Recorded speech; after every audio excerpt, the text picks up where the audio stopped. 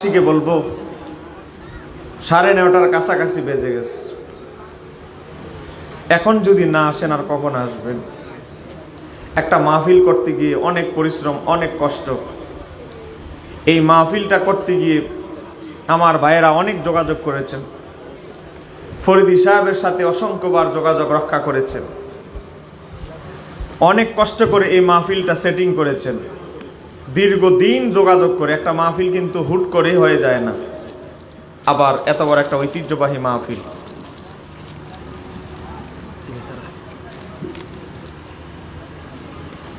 সারার চিনি তো বুঝি না ভাই, এত চিনি দিয়ে এখন চিনি সারা। এত কষ্ট করে মাহফিলটা অ্যারেঞ্জমেন্ট করলেন, এত কষ্ট করে মাহফিলটা এই বেহেশতের বাগান সাজালেন। আর এলাকাবাসী যদি ঘরে বসে থাকেন, চেয়ারগুলো ফাঁকা থাকে, আসলে যত ওয়াজি নোট করে আসি আর যত ওয়াজি প্রস্তুতি নেই, শ্রোতার ভালোবাসা ছাড়া, শ্রোতা ছাড়া কিন্তু মাহফিলের পরিবেশটা ঠিক হয় না।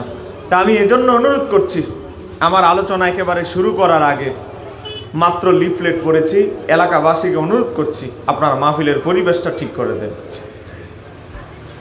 আপনারা কষ্ট করে এই বেহেশতের বাগানে চলে আসেন। আল্লাহ আমার এলাকাবাসীর মধ্যে যারা হুসাইনি প্রেমিক, ইমাম হুসাইনের আশেকদেরকে এই বেহেশতের বাগানে আসার এবং বসার তৌফিক দান করুক। জোরে বলেন আমিন।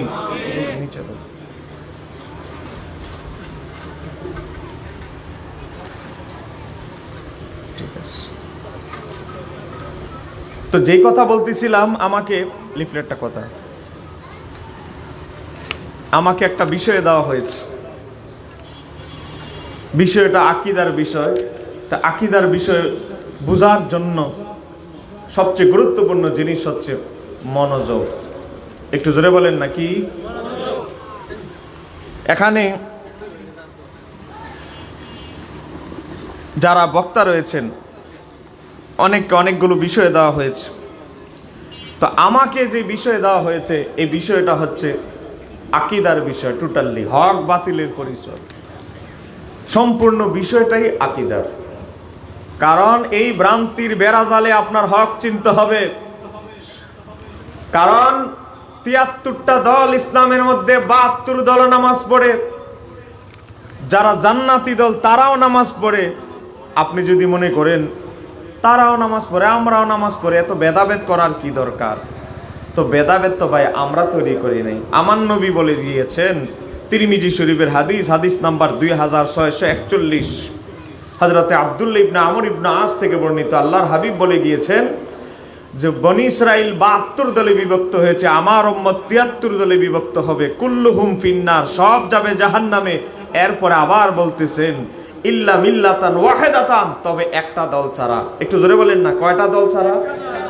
আমার নবী বলতেছে আমার উম্মতের ৭৩ দল হবে, ৭২ দল যাবে, কুল্লুহুম ফিন্নার।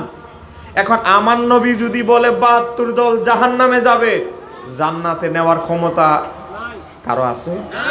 কোন বড় হুজুরের, কোন আমিরের? এটাই বুঝবেন, মনে রাখবেন। আমার নবী উচ্চারণ করেছে ৭২ দল জাহান্নামে যাবে, এটাই ফাইনাল, কোনো সন্দেহ নাই। এই জায়গায় আপনার আসতে হবে। আমার নবী বলতে দেরি, এটাই ফাইনাল, এটাই সংবিধান হতে কোনো দেরি। আবার যদি কেউ হাদিস অস্বীকার করে তাহলে ভিন্ন কথা, এটা হলো আবার আরেক ফতোয়া। হাদিস অস্বীকারীর জন্য আবার আরেক ফতোয়া রেডি। তো এজন্য বলছি হক বাতিল চিনতে হবে।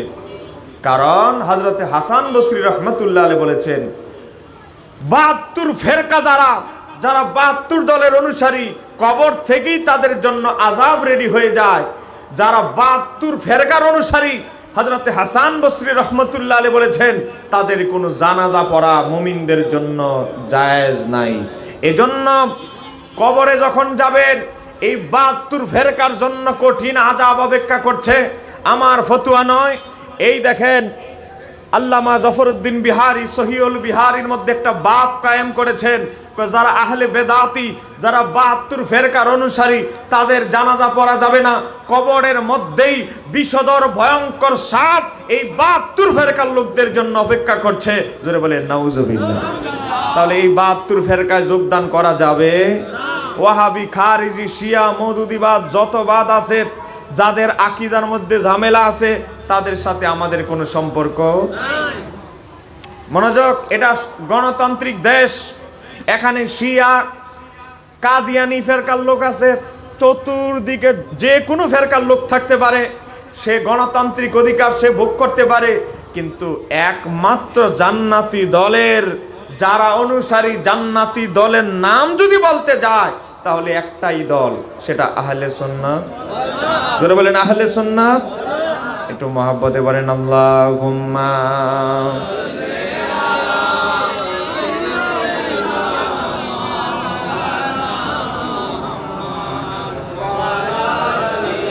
সাইয়্যিদিনা দুলদুল গোড়া কেন্দে বলে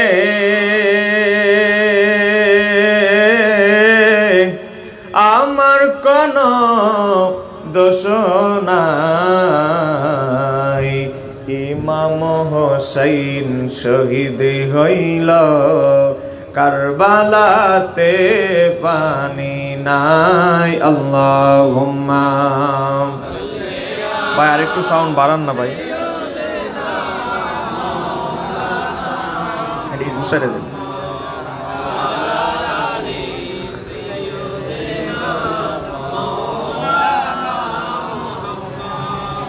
আমার বাবারা, ভাইয়েরা, আমরা হুসাইনি মুসলমান। একটু জোরে বলতে হবে, আমরা কি? এই যে মুহররম মাস চলে গেল, দেখবেন অসংখ্য ইমাম হুসাইনের দুশমন। মনে রাখবেন, এজিদের দালালি করা মানে ইমাম হুসাইনের দুশমনি করা, কোনো সন্দেহ নাই। সোজা কথা, দাওয়াত দিলে দিবেন, না দিলে নাই, হক কথা বলতে হবে। এর পাশাপাশি আমার আরেকটা কথা, একটা কথা যদি আমি কোরআন সুন্নাহর বাইরে দলিল দেওয়া ছাড়া বলি, আমার কথা আপনারা মানার দরকার নেই, দলিল সহ বললেই মানবেন। কথা কোন কেন, ঠিক কি না? কারণ আমরা আহলে সুন্নাত ওয়াল জামাত সাফাবাজি দিয়ে চলি না, আহলে সুন্নাত ওয়াল জামাত চলে কোরআন হাদিস দলিল দিয়ে। কথা কোন কেন, ঠিক কি না? মনোযোগ, আমরা এমন এজিদের দালালি করি না। কয় এজিদ কেমন? কয় আমরা দেখেন, যারা আজকে এজিদকে রহমতুল্লাহ আলাইহি বলে, যারা এজিদকে নির্দোষ বানানোর জন্য মসজিদের মিম্বারে মুহররম মাসে ওয়াজ করে, ওনাদের বড় হুজুরের কিতাব, এই কিতাবের নাম হচ্ছে আল বিদায়া ওয়ান নিহায়া। এটা আমরা লিখি নাই, এই কিতাবটা লেখা হয়েছে আজ থেকে প্রায় 800 বছর আগে। একটু জোরে কর না মারহাবা। 800 বছর আগের লেখা ইতিহাসের কিতাব। অনুবাদও আমরা করিনি, বাংলাদেশ গভর্নমেন্ট অনুবাদ করেছে, ইসলামিক ফাউন্ডেশন। এই কিতাবের 8 নম্বর খণ্ডের মধ্যে 429 পৃষ্ঠার মধ্যে ইমাম ইবনু কাসির রহমতুল্লাহ আলাইহি এজিদের জীবনী লিখতে গিয়ে লিখেছে, এজিদের কুকর্মের তালিকা প্রকাশ করতে গিয়ে তিনি লিখেছেন, এখানে অসংখ্য আলেম ওলামা আছেন, কারো যদি সন্দেহ লাগে, এটা বাংলা অনুবাদিত, আরবিও আছে, বাংলাও আছে, আরবিটা লাগলে আরবি দেখাবো, বাংলা লাগলে বাংলা দেখাবো, যে যেটা পড়ে সন্তুষ্ট হন, কোনো অসুবিধা নাই। প্রত্যেকের পকেটেই মোবাইল আছে, অ্যান্ড্রয়েড মোবাইল ছাড়া এখন বাচ্চারাও ভাত খায় না। কথা কোন ঠিক কিনা? তো অ্যান্ড্রয়েড মোবাইল আছে, আপনারা যাওয়ার সময় ছবি তুলিয়ে নিয়ে যেতে পারবেন। এখানে আপনারা দেখেন, ইমাম ইবনু কাসির আজ থেকে 800 বছর আগের ইতিহাসের কিতাবের মধ্যে লিখেছে এজিদের কোয়ালিটি কি। 1 নম্বরে তালিকা দিয়েছে, প্রতিদিন সে মদ পান করত। জোরে কোন। এখানে অসংখ্য আলেম ওলামা আছে, আমি যদি ভুয়া কথা বলি তারা ধরবে। দেখেন ভাইরা, আপনারা বলেন, প্রতিদিন সে মদ পান করত শব্দটা আছে না নাই? আপনারা দেখতে পারবেন, বাংলা তো পড়তে পারবেন সবাই। তাহলে যেই লোকটা প্রতিদিন, শব্দটা কিন্তু এসেছে প্রতিদিন। জোরে বলেন, কি দিন? যার প্রতিদিন মদ ছাড়া যে এজিদের চলে না, সেই এজিদের প্রশংসা যারা মসজিদের পবিত্র মিম্বারে বসে বলে, আমরা মনে করি তারা হলো এই যুগের স্পেশাল। নিঃসন্দেহে তারা এই যুগের এজিদের রুহানি সন্তান। কথা কথা কেন, ঠিক কিনা? আজকে কি একটা অবস্থা, মদ খোর এজিদের দালালি চলছে। কোন জায়গায় চলে এসেছি, কোন জামানায় আছি বলে। আজকে এজিদকে জান্নাতের সার্টিফিকেট দেওয়ার জন্য আবার জোড়া তালি হাদিস এনে লাগায়, এজিদকে জান্নাতে নেওয়ার জন্য। আমার বাবার ভাইয়েরা গভীর মনোযোগ। আল্লাহর হাবিব পৃথিবীতে এসেছেন 570 খ্রিস্টাব্দে 12 রবিউল আউয়ালে, কোনো সন্দেহ নাই। এ দেখবেন রবিউল আউয়াল মাস ঢুকতেছে, রবিউল আউয়ালের প্রথম দিন থেকে শুরু হয়ে যাবে এক দলের ওয়াজ। কয় কি? 12 রবিউল আউয়াল আল্লাহর হাবিবের জন্মদিন, এটা ঐতিহাসিকভাবে বিশুদ্ধভাবে প্রমাণিত নয়। একটু জোরে কর না নাউজুবিল্লাহ।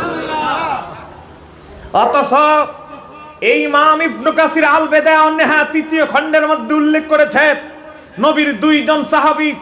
মনোযোগ, আমরা তো নবীর জামানা পাই নাই, নবীর জামানা পেয়েছে সাহাবীরা। একটু জোরে বলেন, নবীর জামানা পেয়েছে কারা? নবীর জামানা পেয়েছে সাহাবীরা। তো নবী কখন আসছে এটা আমাদের চাইতে সাহাবীরাই বেশি জানবেন, এটাই তো স্বাভাবিক। কথা কানা কেন ঠিক কিনা? আমি কিন্তু শুরুতেই বলেছি আমার সাবজেক্ট হলো টোটাল আকীদার, একটু মনোযোগ দিয়ে শুনতে হবে। এবং এর মাঝে যদি আপনাদের কারো প্রশ্ন থাকে কাগজে লিখে জমা দিবেন অথবা দাঁড়ায়া প্রশ্ন করবেন, উত্তর দিয়ে তারপরে যাব ইনশাআল্লাহ। কোনো ভয় নাই, আমরা তো আছি। কারণ আমাদের অন্তরে বিন্দু পরিমাণ কোনো সন্দেহ নাই আমরা যেই দলের অনুসারী আহলে সুন্নাত ওয়াল জামাত, এই দলটা যে জান্নাতি দল। আপনাদের কোনো সন্দেহ আছে? এবার আসেন, তো 2 জন নবীর সাহাবী, একজন হচ্ছে হযরতে আব্দুল্লাহ ইবনে আব্বাস, আরেকজন হচ্ছে হযরতে জাবির ইবনে আব্দুল্লাহ রাদিয়াল্লাহু তাআলা। তারা 2 জনে মত প্রকাশ করেছেন যে আল্লাহর হাবিব সাল্লাল্লাহু আলাইহি সাল্লামের শুভ আগমন হয়েছে 12 রবিউল আউয়াল। একটু জোরে বলা যাবে কি সুবহানাল্লাহ? এই রাওয়ায়াতটা উল্লেখ করার পর ইমাম ইবনে কাসির রাহমাতুল্লাহ আলাইহি তার আল বিদায়া ওয়ান নিহায়া কিতাবের 3 নম্বর খণ্ড 337 পৃষ্ঠার মধ্যে উল্লেখ করেছে। তিনি বলেছে এই মতটাই হলো মশহুর। আর ইমাম ইবনে ইসহাক, যিনি পৃথিবীর ইতিহাসে সর্বপ্রথম ঐতিহাসিক 151 হিজরিতে যার ইন্তিকাল, ইমাম আজম ইমাম আবু হানিফা রাহমাতুল্লাহ আলাইহির 1 বছর পরে যার ইন্তিকাল, ইমাম ইবনে ইসহাক তিনি তার সিরাতে ইবনে ইসহাকের মধ্যেও উল্লেখ করেছেন, ওই মতকেই তিনি জোরদার করেছেন। এরপরে ইমাম ইবনে কাসির আল বিদায়া ওয়ান নিহায়ার মধ্যে উল্লেখ করেছে এই মতটাই হচ্ছে মশহুর, এটাই হচ্ছে পছন্দনীয় মত। একটু জোরে কর না মারহাবা। আজকে দেখেন আমাদের অনেক জামাত ইসলামের ভাইরা উনার লিখিত তাফসির ইবনে কাসির বেশি বেশি মানুষকে পড়তে বলে। এটা আমার কাছে আছে, দেখেন আরবি প্রথম খণ্ডটা আছে, দেখেন এটা হলো তাফসির ইবনে কাসির। এই তাফসির ইবনে কাসিরের লেখকই লিখেছে যে 12 রবিউল আউয়াল পৃথিবীতে নবীর শুভ আগমন, এটা প্রসিদ্ধ মশহুর মত। একটু জোরে কর না মারহাবা। আজকে ইমাম ইবনে কাসিরের তাফসির পড়ার জন্য আমাদের আহলে হাদিস ভাইরা বলে, তাফসির ইবনে কাসির পড়ার জন্য আমার কওমি ভাইরা বলে, আমি তাদেরকে বলবো আপনারা যার তাফসির পড়ার জন্য সাজেস্ট করেন, আপনারা যার তাফসির পড়ার জন্য মানুষকে উৎসাহিত করেন, ওনার কিতাবটা একটু ভালো করে পড়েন, তাহলে সমাজে আর এত গুতাগুতি হয় না। কথা কানা কেন ঠিক কিনা? এবার এখানে দেখেন একটা সূক্ষ্ম বিষয়। এবার দেখেন এখানে একটা সূক্ষ্ম বিষয়। আমাদের একজন কওমি ভাই গত রবিউল আউয়ালে এখানে একটা চালাকি আশ্রয় নিয়েছে, তার নাম হচ্ছে মুফতি আরিফ বিন হাবিব। তিনি বলতেছেন এই যে বিদায়া ওয়ান নিহায়ার যে হাদিসটা 2 জন সাহাবী বললেন নবীর 12 রবিউল আউয়ালের শুভ আগমনের দিন, এই সনদের মধ্যে ইনকেতা আছে, বিচ্ছিন্নতা আছে। বিচ্ছিন্নতা মানি একজন মুহাদ্দিস আরেকজন মুহাদ্দিসের সাক্ষাৎ ছাড়া মাঝখানে একজন উস্তাদ বাদ পড়ে হাদিস বর্ণনা করা, এটাকে বলা হয় বিচ্ছিন্নতা, ইনকেতা। যেমন আমি যদি এখন বলি আল্লামা শেরে বাংলা রহমতুল্লাহ আলাইহি অমুক কথা বলেছে, তাহলে অনেকে প্রশ্ন করবে যে আপনি জন্মগত সালে অমুক সালে, তো শেরে বাংলা রহমতুল্লাহ মারা গেছে এত সালে, আপনার জন্মের 15 বছর 30 বছর 20 বছর আগে মারা গেল, আপনি কিভাবে শুনলেন শেরে বাংলা রহমতুল্লাহ অমুক কথা বলেছে? আপনি হয়তো কারো থেকে শুনে বর্ণনা করেছেন, তাহলে ওই লোকের নাম না বলে ডাইরেক্ট শেরে বাংলা রহমতুল্লাহের নাম বললেন কেন? মাঝখানে তো একজনের রেফারেন্সটা বাদ পড়লো। এই যে একজন ব্যক্তিকে আমি ওস্তাদ হিসাবে মাঝখানে বাদ দিয়ে ডাইরেক্ট একজন থেকে বর্ণনা করলাম, এটা মাঝখানে কোনো ব্যক্তিকে বাদ দেওয়াটাকে বলা হয় ইনকেতা। উসুলে হাদিসের পরিভাষা, ইনকেতা যদি করা হয় এটা উসুলে হাদিসের মতে দুর্বল। এবার আসেন, এই যুক্তি দিয়ে মানুষকে বোঝায় 12 রবিউল আউয়াল নবীর শুভ আগমন সাহাবীরা যে মতটা দিয়েছে এটা দুর্বল। কারণ এখানে একজন মুহাদ্দিস আছে সাইদ ইবনে মিনা, এই মিনা সাহেব তার উস্তাদের নাম বাদ দিয়ে ডাইরেক্ট দাদা উস্তাদ থেকে বর্ণনা করেছে। আমরা তার জবাবে বলবো, আপনি কিতাব একটা পড়ে লাফাইলে হবে? আজ থেকে 1100 বছর আগে ইমাম ইবনে হিব্বান তার কিতাবুস সিকাতের মধ্যে এই যেই রাবিটা বাদ পড়েছে সেই রাবির নাম উল্লেখ করে আপনাদের জবাব 1100 বছর আগে দিয়ে দিয়েছেন। একটু জোরে কন্যা মারহাবা। যাইবেন কই? আল বেদা ওয়ান নেহায়া পছন্দ না হলে 1100 বছর আগের কিতাবুস সিকাত থেকে দলিল দিব, এটা আমাদের কাছে আছে। তো যাই হোক, এভাবে কৌশলে সত্য গোপন চলছে। তো আমরা এই কথাগুলো কেন বললাম? যেহেতু আজকের মাহফিলের অর্ধেক পাঠ স্মরণের, 2টা পাঠ, একটা পাঠ হচ্ছে শহাদায়ে কারবালার স্মরণেও মাহফিল। তো সেহেতু এজিদের কথাটা এই প্রসঙ্গে আসলো, এই জন্য বললাম। কারণ এখানে আমি পোস্টারে দেখলাম কারবালার আলোচনার কোনো সাবজেক্ট কাউকে দেওয়া হয় না, এই জন্য বললাম কারবালার ওয়াজ আমি করবো না, আমার বিষয়ে যাব। তো যেই কথা বলতেছিলাম আমরা ইমাম হুসাইনের পক্ষে। একটু জোরে বলেন, আমরা কার পক্ষে? তো কেমন হুসাইনের পক্ষে? যেই হুসাইন জান্নাতের নেতৃত্ব দান করবে। কোনো সন্দেহ আছে?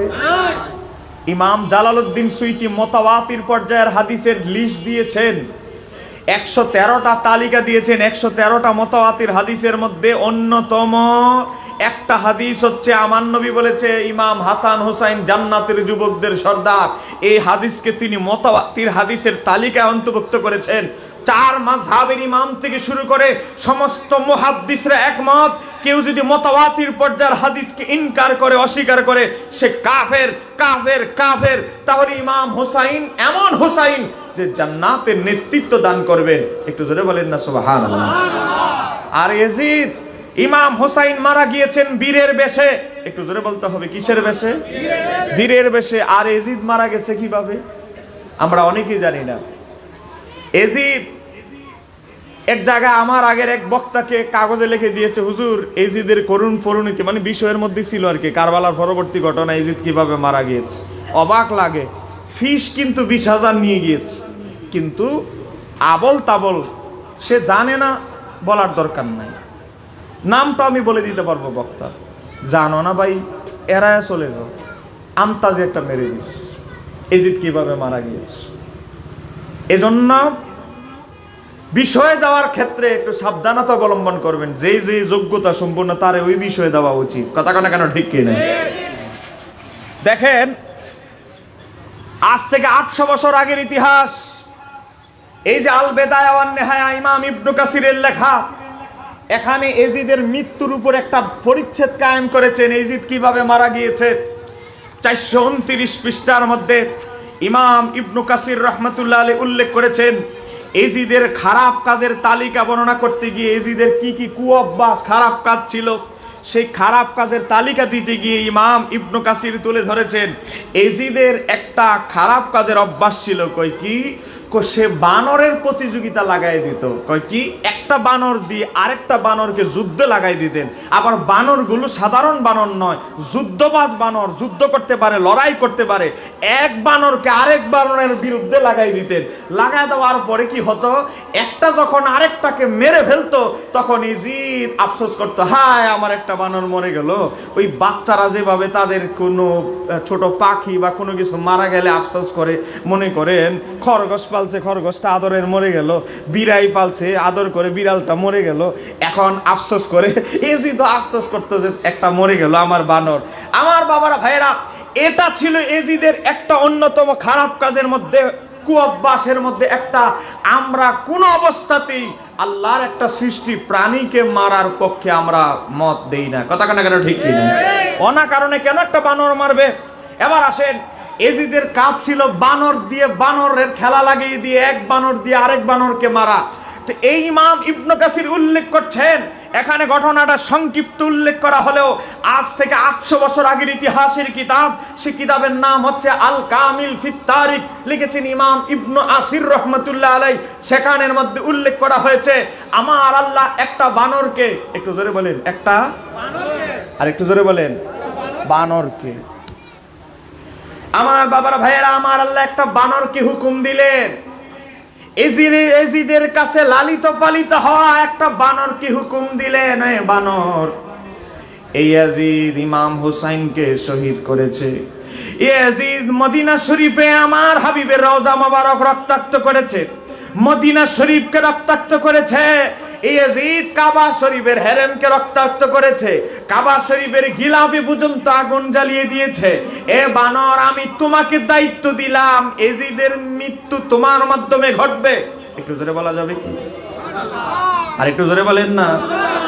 যে ইয়াজিদের হাজার হাজার সৈন্য নিয়ে গোটা আরব তার অর্ধ পৃথিবীর শাসক মনে করে যে ইয়াজিদ গর্ববোধ করত, সে ইয়াজিদকে মারার জন্য আমার আল্লাহ কোনো সেনাবাহিনী লাগে নাই।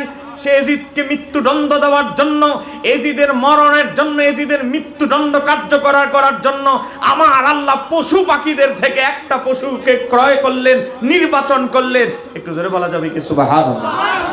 এখন দেখেন, এখানে সংক্ষিপ্ত উল্লেখ করা হয়েছে, কয় কি এজিদের মৃত্যুর কারণ ছিল। দেখেন, আমি ইমাম ইবনে কাসিরের কিতাব থেকে বলছি, 800 বছর আগের লেখা।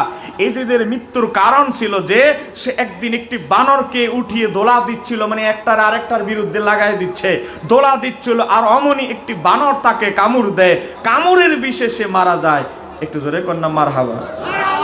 তো মারহাবা কেন বললাম?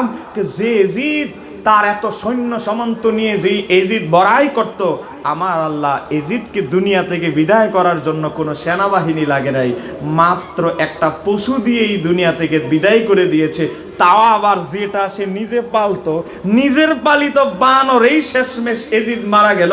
এ আমার বাবার ভাইয়েরা, আর ইমাম হুসাইন মরে গিয়েছে। ইমাম ইবনে জারির আত-তাবারি উল্লেখ করেছেন, তারিখ তাবারি 5 নম্বর খণ্ড 138 পৃষ্ঠায়। আমি প্রত্যেকটা ঘটনার সাথে আমি রেফারেন্স দিয়ে যাচ্ছি। ইমাম ইবনে জারির আত-তাবারি উল্লেখ করেছেন, ইমাম হুসাইন যখন যুদ্ধের মধ্যে গিয়েছেন, এই এজিদের দালাল কুফার যারা সৈনিকরা ছিল, তাদের ভাষায় ইমাম ইবনে জারির উল্লেখ করেছে, এজিদের সৈন্যরা মনে করত যে ইমাম হুসাইন একা নয়, মনে হচ্ছিল ইমাম হুসাইন আমাদের বিরুদ্ধে যখন যুদ্ধ করছে 1000 সৈন্যের শক্তি নিয়ে আমাদের বিরুদ্ধে তিনি যুদ্ধ করছে। চিৎকার দিয়ে বলা যাবে কি সুবহানাল্লাহ? তাহলে ইমাম হুসাইন,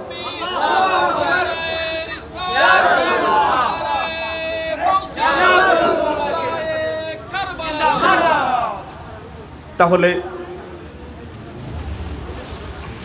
আমার সাবজেক্ট এখনো যাই নাই, ভূমিকা চলতেছে, পোস্টারের শুকরিয়া, যেহেতু কারবালার স্মরণে মাহফিল। দেখেন, তাহলে আমার কথার সারাংশ হলো, ইমাম হুসাইন শহীদ হয়েছেন বীরের বেশে, আর এজিদের মরণ হলো কলঙ্কময়। কথা কনা কেন? ঠিক কি? আমার বাবারা ভাইরা, এবার আসেন আমার সাবজেক্টে আমি যাই। বরকতের জন্য 2টা পাক করলাম, কারণ এজিদ হলো নাপাক, ইমাম হুসাইন হলো পাক। এজিদ হলো না হক, ইমাম হুসাইন হলো হক। এইটা চিনানো আমাদের দরকার, আপনাদেরও জানা দরকার। কথা কোন ঠিক কি? এবার আসেন, আমাকে বিষয় দেওয়া হয়েছে হক বাতিলের পার্থক্য। হক কি? আহলে সুন্নাত ওয়াল জামাত। বাতিল কি? 72 দল। কথা কোন কেন? ঠিক কি? মনোযোগ।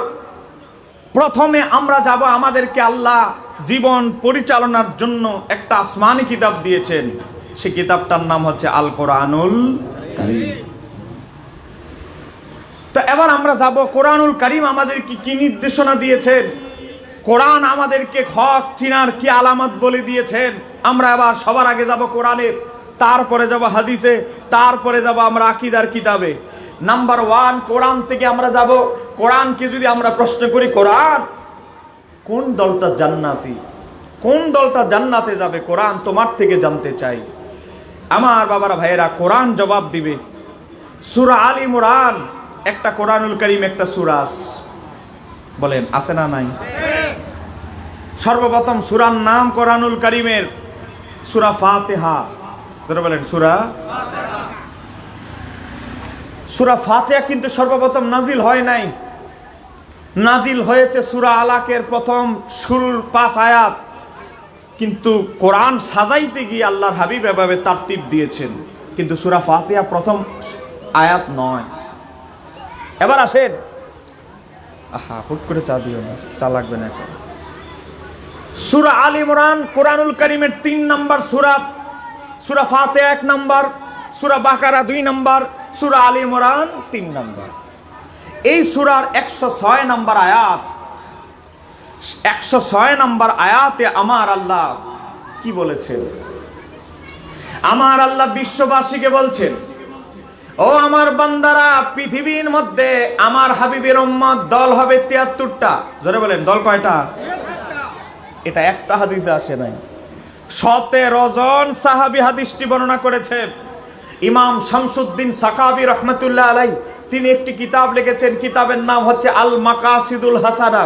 সে আল মাকাসিদুল হাসানার মধ্যে ইমাম সাকাবি রহমাতুল্লাহ আলাইহি উল্লেখ করেছেন যে উম্মত যে 72 73 দল হবে, এটা 17 জন সাহাবী হাদিসটি নকল করেছে। আমার বাবারা ভাইয়েরা, তো উম্মতে মুহাম্মাদি দুনিয়ার মধ্যে দল হবে 73টা। একটু জোরে বলেন না, কয়টা? কিন্তু আমার আল্লাহ বলে, দুনিয়াতে আমার হাবিবের উম্মত 73 দলে ভাগ হলেও হাসরের ময়দানে আমি আল্লাহ আমার হাবিবের উম্মতকে ভাগ করব 2 দলে। একটু জোরে কোন, কয় দল?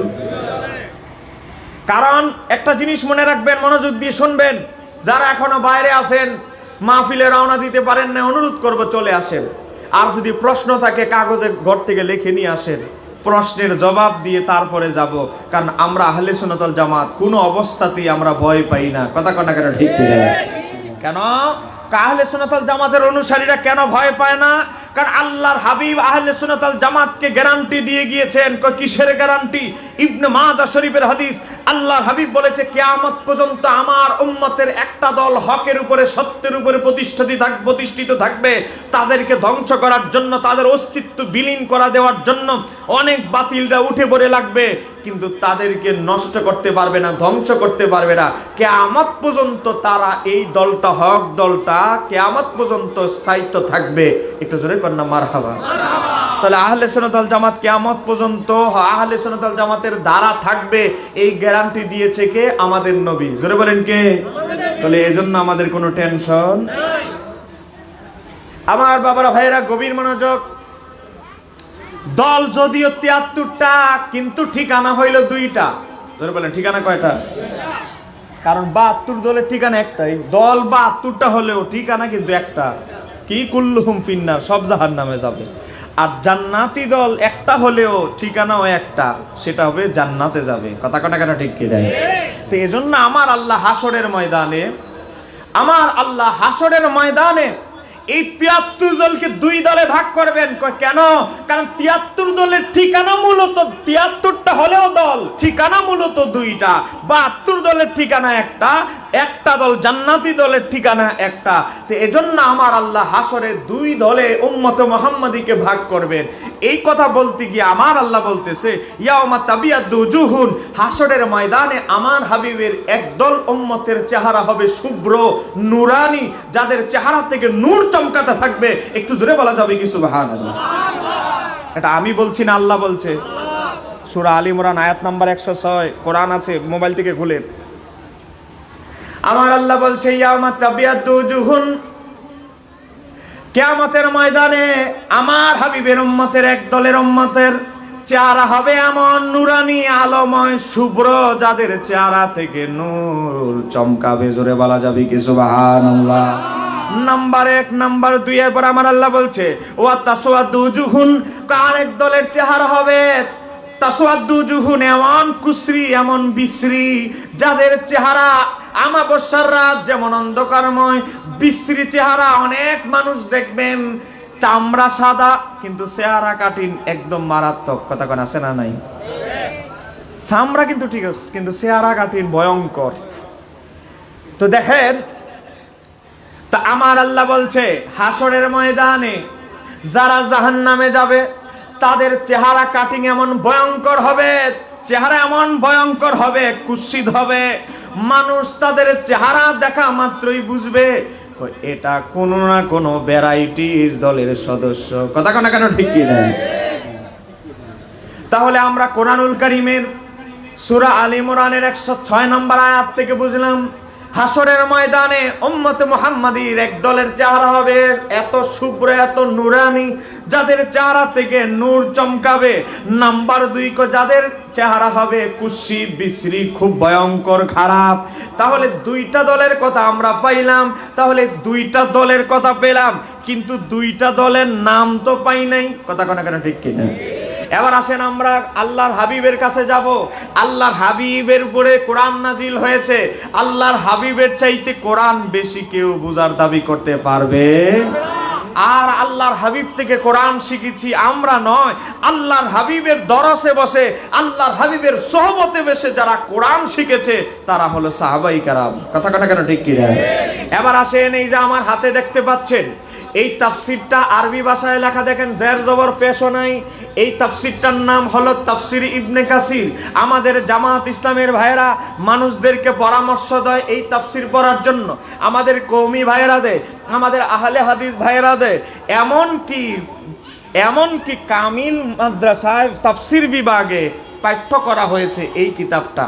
মাস্টার কামিল মানে মাস্টার্স ক্লাসে এই কিতাবটা পড়ানো হয়। তাফসির বিভাগে যারা তাফসির নিয়ে কামিল করে তাদের ক্লাসে এই বইটা পাঠ্য। জোরে কন্যা মারহাবা। তাহলে এই কিতাবের গ্রহণযোগ্যতা নিয়ে কোনো সন্দেহ আছে? তো দেখেন এই তাফসির ইবনে কাসিরের মধ্যে ইমাম ইবনে কাসির রাহমাতুল্লাহ আলাইহি তাফসির ইবনে কাসিরের মধ্যে হক বাতিলের কথা উল্লেখ করতে গিয়ে, আয়াতের ব্যাখ্যা করতে গিয়ে বলতেছে ইয়াউমা তাবিয়াদু উজুহুন, হাসরের ময়দানে যাদের চেহারা শুভ্র হবে, সুন্দর হবে, নূরানি হবে, যাদের চেহারা থেকে নূর বের হবে, তারা কারা? তিনি উল্লেখ করতেছেন তারা হচ্ছে আহলে সুন্নাত ওয়াল জামাত। আরেকটু জোরে কোন আল্লাহু আকবার। এটা আমরা বলছি 800 বছর আগের তাফসিরের কিতাব তাফসির ইবনে কাসিরে ইমাম ইবনে কাসির কোরআনের ব্যাখ্যায় তিনি উল্লেখ করেছে যেই দলটা হাসরের ময়দানে যাদের চেহারা থেকে নূর চমকাবে, যেই দলটা জান্নাতি হবে, বলেন সেই দলের নাম আহলে সুন্নাত। এবার দেখেন এখানে অসংখ্য আলেম ওলামার ভাইয়েরা আছে, আপনারা বলেন আহলে সুন্নাত ওয়াল জামাত 3টা শব্দ ভাই আছে না নাই? এখানে যারা কারো সন্দেহ লাগলে মাইকের আওয়াজ যত দূর যাচ্ছে অনুরোধ করছি, ওয়েলকাম। কিতাব আমাদের কাছে আছে, দরকার হলে এই খণ্ডটাই দিয়ে দিব আপনার বড় হুজুরকে দেখার। তারপরেও আহলে সুন্নাত ওয়াল জামাতের সমালোচনা করার আগে একটু 10 বার ভাবেন। কথা কন না কেন? রাগ করতেছেন আপনারা? আমার ওয়াজগুলো একটু গরম হই, কারণ সাবজেক্টটা দিছে গরম। নরম সুরে, কঠিন সুরে, সুন্দর সুললিত কণ্ঠে ওয়াজ করবেন আমার পরবর্তী বক্তা আমার ভাই মুফতি জহিরুল ইসলাম ফরিদি। জোরে কন্যা মারহাবা। এবার আসেন, ইমাম ইবনে কাসির বলতেছে হাসরের ময়দানে যেই দলের লোকদের চেহারা থেকে নূর চমকাবে সেই দল আর কোন দল নয়, সেই দল আহলে সুন্নাত ওয়াল জামাত। নাম্বার 2, এবার আসেন কাদের চেহারাটা কুৎসিত হবে, তারা কারা? ইমাম ইবনে কাসির উল্লেখ করতেছে ওয়াতাসওয়াদু উজুহুন, যাদের চেহারা কুৎসিত হবে, বিশ্রী হবে, জঘন্য হবে, ভয়ানক হবে, তারা কারা? তিনি উল্লেখ করতেছেন আহলিল বিদআতি ওয়াল ফিরকাতি, যত 72 ফেরকার বেদাতি ফেরকা আছে, 72 ফেরকা, আমার আল্লাহ হাসরের ময়দানে তাদের চেহারাকে এমন বিশ্রী করে দিবেন, কুৎসিত করে দিবেন, যে কোনো জান্নাতি দলের সদস্য, নবী, রাসূল, ফেরেশতা, সিদ্দিকিনরা দেখা মাত্রই বুঝে ফেলবে এই লোক দুনিয়াতে ভেজাল দলের সদস্য ছিল। কথা কন না কেন ঠিক কি না? তাহলে আমরা কি জাহান্নামী ফেরকায় যাইতে চাই? আমরা কি 72 ফেরকায় যাইতে চাই? আমরা কোন দলের অনুসারী হতে হবে? আমাদের দলের নাম কি হবে? আরো জোরে বলেন আহলে সুন্নাত। এবার আসেন একটা মজার ব্যাপার, ইমাম ইবনে কাসির এই কথা লেখার পরে, এই তাফসীর করার পরে ইমাম ইবনে কাসির লিখতেছেন ক্বালাহু, এই কওলটা, এই মতটা কার? এটা আমি ইবনে কাসিরের মত নয়। কথা কার মত? এই তাফসীরটা করেছেন কে? ইমাম ইবনে কাসির বলে ক্বালাহু, এই কওলটা হচ্ছে ইবনে আব্বাস রাদিয়াল্লাহু তাআলা আনহুমা, এই আয়াতের ব্যাখ্যা করেছেন রাইসুল মুফাসসিরিন, সাহাবীদের জামানা থেকে এখন পর্যন্ত নয়, কিয়ামত পর্যন্ত উম্মতের সবচেয়ে বড় যিনি মুফাসসির হযরতে আব্দুল্লাহ ইবনে আব্বাস, যিনি নবীর আপন চাচাতো ভাই, যিনি সাহাবীদের জামানা থেকে কিয়ামত পর্যন্ত উম্মতের সবচেয়ে বড় যিনি মুফাসসির, এটার তাফসীর করেছেন স্বয়ং তিনি। জোরে বলা যাবে কি মারহাবা? এটা কোনো মৌলবীর, আমাদের শেরে বাংলা রহমতুল্লাহের তাফসীর নয়, এটা আমাদের জালালউদ্দিন আল কাদির তাফসীর নয়, শাহিন শাহ সিরিকটের তাফসীর নয়, সৈয়দ আহমদুল্লাহ মাঝভান্ডারীর তাফসীর নয়। কার তাফসীর? নবীর আপন চাচাতো ভাই, কিয়ামত পর্যন্ত উম্মতের সবচেয়ে বড় যিনি মুফাসসির হযরতে আব্দুল্লাহ ইবনে আব্বাস এই আয়াতের তাফসীর করেছেন। জোরে বলেন মারহাবা। তাহলে সাহাবীরা কি কোরআন ভুল শিখছে? হ্যাঁ বলেন, আমরা কোরআন শিখেছি, আমরা ফিকহ শিখেছি, আমরা উসুল শিখেছি আমাদের ওস্তাদের কাছে, আর সাহাবীরা কোরআন হাদিস শিখেছেন নবীর কাছে। কোনো সন্দেহ আছে? সাহাবীদের ওস্তাদকে আমাদের নবী। জোরে বলেন সাহাবীদের ওস্তাদকে। তা আজকে যারা আহলে সুন্নাত ওয়াল জামাতের নাম শুনলে অ্যালার্জি খাইজানি, বুঝা গেল আসলে খাইজানিটা আহলে সুন্নাতের সাথে নয়, খাইজানিটা হলো কোরআন সুন্নাহ, আল্লাহর হাবিবের সাহাবীদের সাথে, আল্লাহর হাবিবের সাথে, কোরআনের সাথে দুশমনি। কথা কোনা কারো ঠিক করে। এবার আসেন, আমি আপনাদেরকে ইমাম ইবনে কাসিরের তাফসীর থেকে দেখালাম। তাফসীর ইবনে কাসির থেকে প্রথম খণ্ড 480 পৃষ্ঠা, দারুল হাদিস কায়রো মিশরের ছাপা, সব বলে দিলাম। এই তাফসীরটা বাংলা অনুবাদ এখন পাওয়া যায়। কোনো ভাইয়ের সন্দেহ থাকলে তাফসীর ইবনে কাসির বাংলা লেখে পিডিএফ লেখে সার্চ দিবেন, পেয়ে যাবেন। মোবাইলে ডাউনলোড করে সূরা আলে ইমরান 106 নম্বর আয়াতে ঢুকবেন। এবার আসেন, ইমাম ইবনে কাসিরেরটা পাইলাম।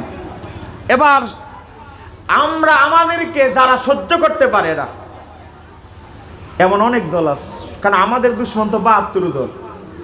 বাংলাদেশে 3টা দল আছে।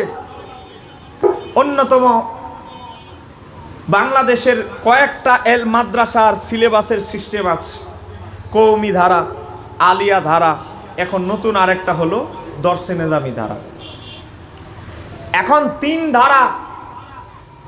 ধারার মধ্যে আলিয়া মাদ্রাসা সুন্নিও পড়ে, কওমিও পড়ে, আহলে হাদিসও পড়ে, জামাতও পড়ে, শিয়াও পড়ে, সবাই পড়ে, কারণ আলিয়া মাদ্রাসা সরকারি মাদ্রাসা।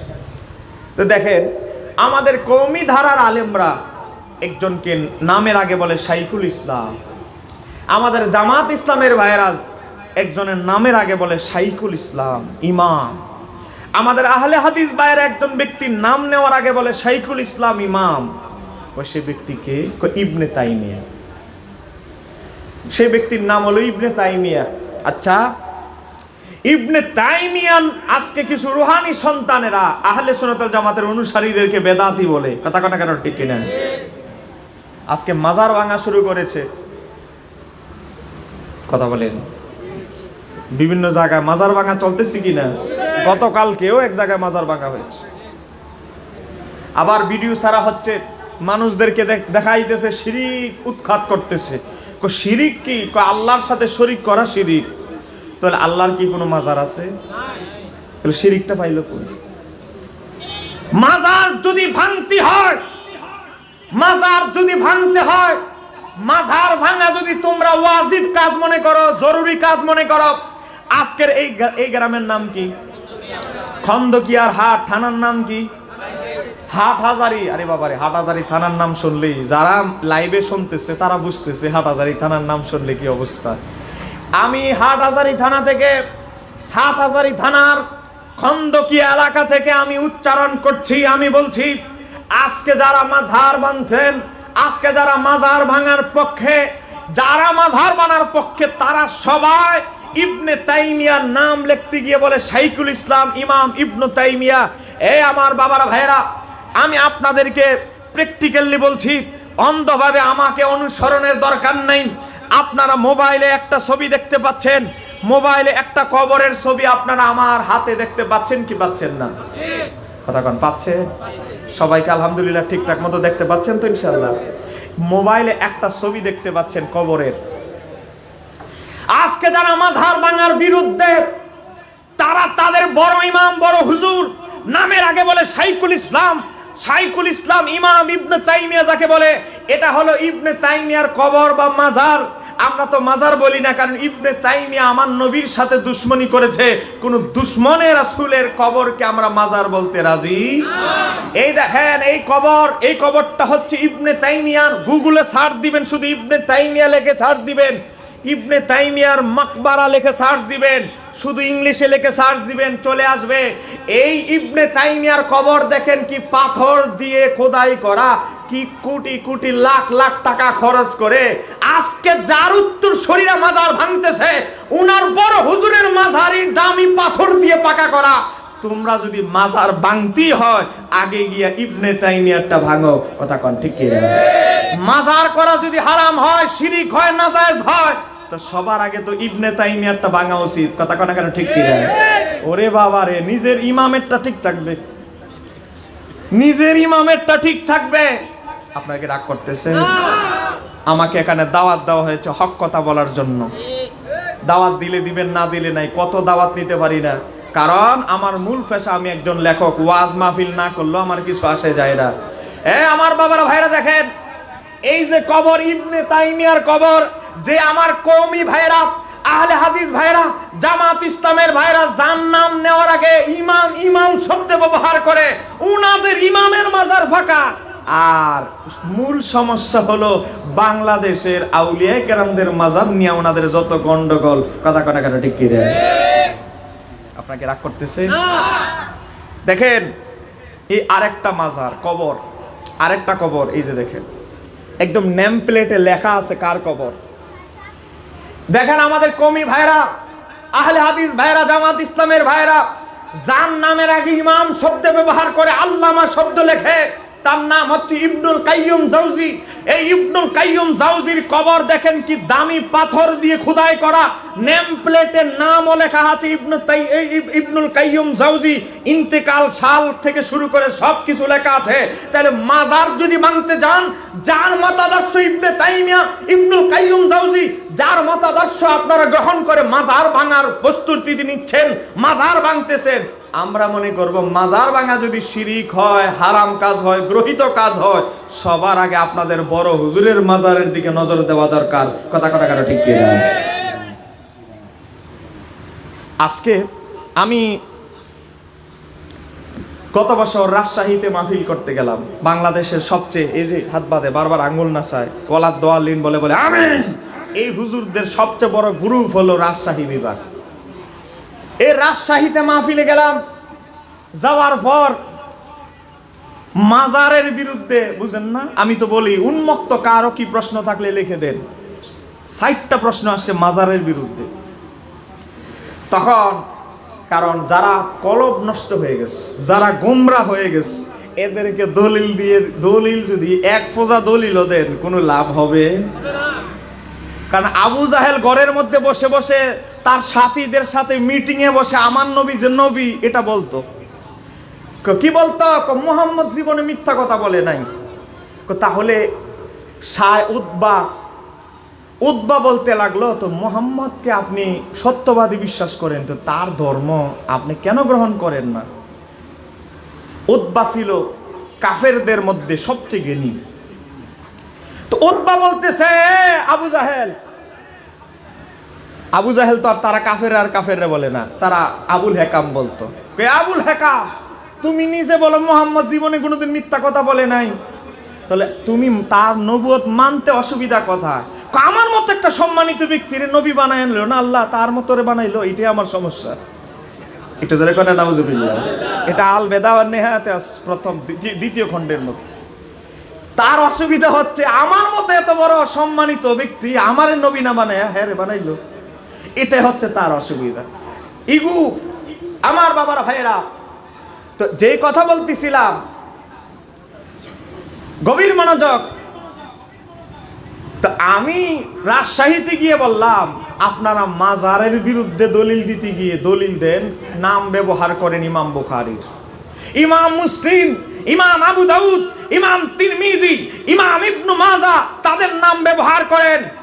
আমার বাবার ভাইরা, যাদের মোবাইলে নেট আছে, আপনারা একটু গুগলে গিয়ে লিখে সার্চ দেন, ইমাম বুখারী লেখেন, মাকবারা এই শব্দটা লেখেন, আপনি পাবেন রাশিয়ার মধ্যে, রাশিয়া দেশের একটা অন্তর্গত রাষ্ট্রে, সেখানে ইমাম বুখারী রহমতুল্লাহের মাজার মার্বেল দামি পাথর দিয়ে খোদাই করা, পাকা করা। একটু জোরে কর না মারহাবা। ওরে বাবা রে, আপনি বুখারীর কিতাব দিয়ে, বুখারী শরীফের নাম দিয়ে মাজারের বিরুদ্ধে কথা কন, আর ইমাম বুখারীর মাজারটাই পাকা করা। একটু জোরে কর না মারহাবা। আমি বললাম ইমাম মুসলিমের মাজার ফাঁকা, ইমাম তিরমিজির মাজার ফাঁকা, আপনি ইবনে হাজার আসকালানির কথা বলবেন মাজার ফাঁকা। আমার মোবাইল থেকে, গুগল থেকে যখন দেখাইলাম, দেখেন ইবনে তাইমিয়ার নাম বিক্রি করে খান, ওনার মাজার ফাঁকা। আপনি যদি আমার ছবি বিশ্বাস না করেন, আপনার মোবাইলটা দেন, নেট চালু করেন, আমি নিজে ব্রেক করে দিব। ইবনু কাসিরের মাজার পাকা, ইবনুল কাইয়ুম জাওজির মাজার পাকা, শাওকানির মাজার পাকা, এমনকি সৈয়দ আহমদ বেরলভী, যাকে যারা যেই কওমিদের সিলসিলা বাতিল হয়ে যাবে তার মাজার পর্যন্ত পাকা, ইসমাইল দেহলভী যার কথা বলে তার মাজারের সামনে গোটা এরিয়া পাকা। তাহলে আপনাদের হুজুরের মাজার আগে ভাগেন, তারপরে আমাদের মাজারের কথা বলতে হয়। এমন ব্যক্তির কিতাব থেকে দলিল দিতে হবে যার মাজার নাই। কথা কোনা কারো ঠিক কি রে? আপনি যার কিতাব থেকে দলিল দিচ্ছেন তার না মাজার স্বয়ং ফাঁকা। একটু জোরে কর না মারহাবা। আপনি ইবনে হাজার আসকালানির কিতাব থেকে দলিল দিবেন, ইবনে হাজার আসকালানির মাজারই তো ফাঁকা। আপনি ইমাম শাফির কথা বলবেন, মিশরে দেখেন, যারা মিশর আজহার বিশ্ববিদ্যালয়ে পড়ে জিজ্ঞাসা করেন, ইমাম শাফির মাজার হচ্ছে মিশরে জাক জমক ভাবে কোটি কোটি টাকা খরচ করে ইমাম শাফির মাজারকে করা হয়েছে, ইমাম শাফির মাজার পাকা। আপনি ইমাম আবু হানিফার দলিল দিবেন, মিয়া আপনি নাম বলেন হানাফি, মাজারের বিরুদ্ধে কথা বলেন, আরে মিয়া ইমাম আবু হানিফার মাজারই তো পাকা। কথা কোনা কেন ঠিক কি না? আজকে যেই কওমি, কোন কওমি যদি আপনাদেরকে মাজারের বিরুদ্ধে বলে, মাজার নির্মাণের বিরুদ্ধে বলে, তাকে আগে বলবেন তুমি কোন মাযহাবের অনুসারী। সে যদি কোনো মতে রাজি হয় আমি হানাফি মাযহাবের অনুসারী, তারে আগে দুইটা জুতা দিয়ে বাইরে বলবেন তুমি যেই মাযহাবের অনুসারী সেই মাযহাবের ইমাম আবু হানিফার মাজার পাকা, আর তুমি তার অনুসারী দাবি করে মাজারের বিরুদ্ধে কথা বলো, তোমার মতো দুই নাম্বার আর পৃথিবীতে নাই। কথা কোন ঠিক কি না? ওরে বাবারে, উনার ইমাম মানে, কিন্তু উনার মাজার ফাঁকা, এটার খবর হুজুরের কাছে নাই। জানে কিন্তু তারা কওমিদের অনেক আলেম ওলামাদের বইয়ের মধ্যে ইমাম আবু হানিফার মাজারের ছবি দেওয়া, আমি নামও বলতে পারবো স্টেজ থেকে। তাহলে কি যারা ইচ্ছা করে সত্য গোপন করে তারা কি সঠিক দলের লোক হতে পারে? আমরা ভণ্ড মাজারের বিরুদ্ধে, এই কথা বলেন, আমরা ভণ্ড মাজারের পক্ষে না বিরুদ্ধে? আর বজ্র কণ্ঠে বলতে আমরা ভণ্ড মাজারের পক্ষে না বিরুদ্ধে? স্বপ্নে পেয়ে মাজার, এরকম মাজার আছে না নাই? এদের উরুসে যাওয়া যাবে, টাকা দেওয়া যাবে, চাঁদা দেওয়া যাবে, স্বপ্নে দেখছে মাজার, স্বপ্নে পেয়ে বলছে। তা আবার 800 বছর আগের মাজার, তা 800 বছর হয়ে গেল, এলাকাবাসী কেউ জানে না। হ্যাঁ, অন্তত একটা কবরের চিহ্ন দিয়ে তো থাকতো, হুট করে মাজার। তা আবার কোন মুত্তাকি ব্যক্তি দেখে নাই, বাপ্পার চাটুকার অনেক মহিলা বেলে স্বপ্ন দেখছে, আমার 3 দিন ধরে একাধারে স্বপ্নে দেখাইতেছে। এইরকম মাজার, গায়েবী মাজার, লাল শালু পরে থাকতো, গাঞ্জা খেত, নামাজ রোজার খবর নাই, এই ব্যক্তি মারা গেলে মাজার। এই ধরনের বন্ড মাজারের সাথে, কবরের সাথে আমাদের সম্পর্ক। জীবন খাইতো গাঞ্জা, মরে গিয়ে হয়ে গেছে আল্লাহর ওলি। কথা করে এমন আছে না নাই? আমাদের কুমিল্লা একজন আছে, কুমিল্লা হোমনা থানা এক মাজার, সারা জীবন মানুষ বলেছে তার সামনে গাঞ্জার গন্ধে যাওয়া যেত না, মরে যাওয়ার পরে এখন বড় হয়ে আল্লাহর ওলি হয়ে গেছে। আমার বাবারা ভাইরা দেখবেন অনেক ভণ্ড মাজারে মহিলা শিল্পী এনে উরুস পালন করা হয়। কথা কোনা কেন ঠিক কি না? আমরা কি তার পক্ষে না বিরুদ্ধে?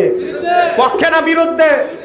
কারণ মিডিয়া যাচ্ছে আমরা ভণ্ড মাজারের ভণ্ডদের বিরুদ্ধে, এটা আমরা জানাইতে চাই।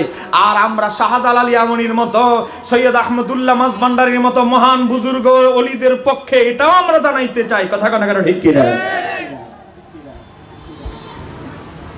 যাই হোক, আমরা ডক্টর ইউনুস সাহেব, তার বাড়ি হলো চট্টগ্রাম। বলেন ডক্টর ইউনুসের বাড়ি কোথায়? এখনো হাটাজারি নাকি? দেখছেন অবস্থা, হাটাজারি ডক্টর ইউনুস সাহেবের বাড়ি। আপনাদের কাছাকাছি এলাকার মানুষ। এখনো উনি বাংলাদেশের প্রধান উপদেষ্টা হওয়ার পর সর্বপ্রথম বক্তব্য দিতে গিয়ে চিটাগাংয়ের ভাষা বেরিয়ে গেছে। একটু জোরে কথা মারহাবা। কারণ নিজের মাতৃভূমির ভাষা যত শুদ্ধ কথাই বলুক, লুকানো সম্ভব।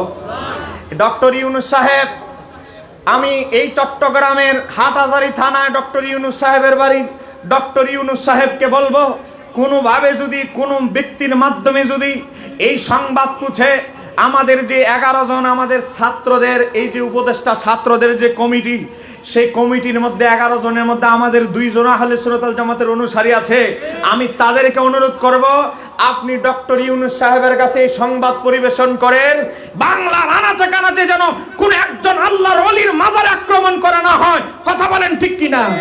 আপনারা কি আমার সাথে একমত? হাত তুলে বলে নারায়ে তাকবীর, নারায়ে রিসালাত। হক্কানি ওলিদের মাজার আছে যেখানে, মাজারের বিরুদ্ধে মাজারের বিরুদ্ধে আছে যারা, তাদের সাথে আমাদের কোনো সম্পর্ক নাই। মনোযোগ, ডক্টর ইউনূস সাহেবকে বলবো আপনার নিজের থানা হাটহাজারী, এই থানা থেকে আমরা আপনার কাছে জোরদার জানাচ্ছি, একটা আল্লাহর ওলিদের মাজারের উপর আক্রমণ তো দূরের কথা, একটা মাজারের উপরে যে গালিচাও যেন কোনো বাতিল স্পর্শ করতে না পারে। কথা কোনা কেন ঠিক কিনা? আজকে বাতিলদের অবস্থা দেখেন, বাতিলেরা আজকে দেব দেবীর মূর্তি পাহারা দেয় রাত জেগে। কথা কোনা কেন? ফেসবুকে খুললে পাবেন 5 তারিখ সরকার পতনের দিন মাজার পাহারা না দিয়ে মাজার একদিকে ভাঙতেছে আর এদিক দিয়ে হাটহাজারীর দেবদেবীর মূর্তি পাহারা দিচ্ছে। আমরা কোনো সম্প্রদায় কোনো ধর্মের নিন্দা আমরা করছি না, যারা আজকে মন্দির পাহারার পক্ষে আর মাজার ভাঙার বিরুদ্ধে, আপনি এই ইসলামের সাথে আমাদের সম্পর্ক নাই। আজকে কোনো ধর্ম উপাসনালয় অন্য ধর্মের মন্দিরে উপাসনালয়ে আক্রমণ করার হুকুম ইসলাম দেয়? আপনি উন্মুক্ত ইসলামের দাওয়াত দেন, যার কলবে আল্লাহ হেদায়েত রেখেছে সে আসবে, কাউকে জোর জবরদস্তি করে ইসলামে আনার অনুমতি ইসলাম দেয়? কিন্তু আপনি মন্দির পাহারা দিবেন আর মাজার ভাঙবেন। একদিকে এক রাতের ঘটনা আপনি মুরাদপুরের পাশে মাজার ভাঙতেছে আর হাটহাজারীতে মন্দির পাহারা দিচ্ছে, দূরত্বটা বেশি কিলো দূরে না। এই চলতেছে এখন। আল্লাহ আমাদেরকে এই ফিতনা ফাসাদের যুগে ঈমান হেফাজত করার তৌফিক দান করুক, জোরে বলেন আমিন। আমার বাবারা ভাইয়েরা, গোটা পৃথিবীতে এখন 3টা ফেরকা খুব সতর্ক। একটা ফেরকা হচ্ছে ওয়াহাবি ফেরকা, জোরে বলেন ফেরকা কি? এই ওয়াহাবি 2 প্রকার, জোরে বলেন ওয়াহাবি কয় প্রকার? এটা আমি বলছি না, আলা হযরত বলছে। ওয়াহাবি 2 প্রকার, এক প্রকার হলো মাযহাব মেনে ওয়াহাবি, আরেক প্রকার ওয়াহাবি হলো মাযহাব মানে না ওয়াহাবি। মাযহাব মানে ওয়াহাবি আছে এক প্রকার, মাযহাব না মেনে ওয়াহাবি এক প্রকার। তো এখন মাযহাব মেনে যারা ওয়াহাবি ভারতীয় উপমহাদেশে তাদের দেখবেন, আর আরব রাষ্ট্রে গেলে দেখবেন এই যে এভাবে হাত বাঁধে বারবার আঙ্গুল নাচায়, এরা হলো মাযহাব না মেনে ওয়াহাবি। দুইটাই ওয়াহাবি। এদের মূলত এরা হচ্ছে খারিজি ফেরকার শাখা। 1 নম্বর ফেরকা হলো ওয়াহাবি, এদেরকে আমরা আহলে হাদিস বলি, কিন্তু মূলত তারা হচ্ছে ওয়াহাবি। তারপরে আসেন আরেকটা হলো শিয়া। একটু জোরে বলেন আরেকটা হলো কি? আরেকটা জোরে বলেন কি? শিয়া। আরেকটা হলো শিয়া। এই 2টা ফেরকা আবার আজকে আমাদের সমাজে আপনার আমার সন্তান আজকে হয়ে যাচ্ছে নাস্তিক। জোরে বলেন কি হয়ে যাচ্ছে? আজকে আপনার ছেলেকে পড়তে দিয়েছেন ইঞ্জিনিয়ারিং এ। গতকালকে আমার বাসায় কিছু মেহমান এসেছে, একজন লোক বলতেছে, হুজুর আমার ভাই, আমার চাচাতো ভাই যে আলা হযরতের নাত শরীফ পড়তো, ইঞ্জিনিয়ারিং এ ভর্তি করিয়েছে, এখন সে নাস্তিক হয়ে গেছে। এখন সে ইসলামের বিরুদ্ধে, নবীর বিরুদ্ধে কথা বলে। একটু জোরে কোন নাউজুবিল্লাহ। আজকে আমার আপনার সন্তানকে আপনি সায়েন্সে ভর্তি দিয়েছেন, বিভিন্ন শাহজালাল বিজ্ঞান ও প্রযুক্তি বিশ্ববিদ্যালয়ে ভর্তি দিয়েছেন, বিভিন্ন বুয়েটে ভর্তি দিয়েছেন, বিভিন্ন জায়গায় উচ্চতর ডিগ্রির জন্য ভর্তি দিয়েছেন, কিন্তু আপনি খেয়াল করেন না আপনার ছেলের বন্ধু সহপাঠীরা কেমন। এই কারণে আপনার ছেলে, আপনার নাতি কিন্তু আজকে বাতিল ফেরকা যোগদান করছে, নাস্তিকতার দিকে যাচ্ছে। এই দিকে আমাদের খেয়াল রাখতে হবে। কথা কথা কেন ঠিক কি? এবার আসেন, এই 3টা বিষয়ে আমরা সতর্ক থাকতে হবে। ওয়াহাবি আহলে হাদিস এই 2 ফেরকার রসুনের কুয়া আলাদা হলেও রেশন একটা। এবার আসেন শিয়া, এটা আলাদা ফেরকা। এবার আসেন নাস্তিকতা, এই তিনটা বিষয়ে আমরা যদি সতর্কতা না অবলম্বন করি আমাদের উপায়, বলেন কোনো উপায়? এখানে যারা এসেছি, যাদের দাড়ি উঠে গেছে, অধিকাংশ ছেলে সন্তান আওলাদ আছে বা অনেকে বিবাহ করেছে। আমরা বিবাহ না করলে, সন্তানাদি না হলেও আমরা আরেকজনের সন্তান, আমরা একদিনে সন্তানের বাবা হব। আমার বাবার ভাইয়েরা, আপনার সন্তান যদি বাতিল ফেরকার অনুসারী হয়, আপনার সন্তান যদি গুস্তাখে রাসূল হয়, তাহলে কি হবে? আপনি যখন মারা যাবেন, বাবা মারা যাবার পরে আপনি একটা আশা করবেন, একটা আশাটা কি? আল্লাহর হাবিব সাল্লাল্লাহু আলাইহি সাল্লামের হাদিস, সহিহ মুসলিমের 1638 নম্বর হাদিস, হযরতে আবু হুরায়রা থেকে বর্ণিত, আমার নবী বলছে, এ আমার উম্মত, তোমরা মারা যাওয়ার পরে সব আমলের দরজা বন্ধ হয়ে যাবে, তিনটা আমল ব্যতীত, ইল্লা মিন সালাসাতিন, তিনটা আমল ব্যতীত। এক নাম্বার হচ্ছে সদকায়ে জারিয়া, দুই নাম্বার হচ্ছে উপকারী ইলম, তিন নাম্বার হচ্ছে ওয়ালাদিন সালেহ, নেককার সন্তান।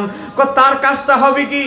তুমি যখন মারা যাবে, কবর দেশে চলে যাবে, জানাজার খাটিয়ার উপরে চলে যাবে, সেখান থেকেই শুরু হবে। কি শুরু হবে? ওয়াইয়াদউ লাহু, কে সে তোমার জন্য অবিরত দোয়া করবে। জোরে বলেন কি করবে? আরো জোরে বলেন কি করবে? সহিহ মুসলিমের হাদিস, 1638 নম্বর হাদিস। তাহলে আমার নবী বলতেছে, আপনি মারা যাওয়ার পর আপনার সন্তানের একটা ডিউটি আছে বাবার জন্য, সেটা কি? দোয়া। একটু জোরে বলেন না, সেটা কি? তা আপনার সন্তান যদি বাতিল ফেরকা যায়, আমাকে হক বাতিল চিনিয়ে দেওয়ার জন্য পোস্টারে, লিফলেটের মধ্যে বিষয় দিয়েছে, আপনার সন্তান যদি বাতিলপন্থী হয়, বেহক দলের সদস্য হয়, নাহক দলের সদস্য হয়, হবে কি? এই দেখেন আমার হাতে বই, রাসূল সাল্লাল্লাহু আলাইহি সাল্লামের সালাত লিখেছেন আহলে হাদিসদের একজন হুজুর, নাম হলো আব্দুর রাজ্জাক বিন ইউসুফ। বইয়ের নাম হলো রাসূল সাল্লাল্লাহু আলাইহি সাল্লামের সালাত। হ্যাঁ, উপরে মনোগ্রাম সুন্দর, ভিতরে হলো বিষ। যারা বলেন ভিতরে কি?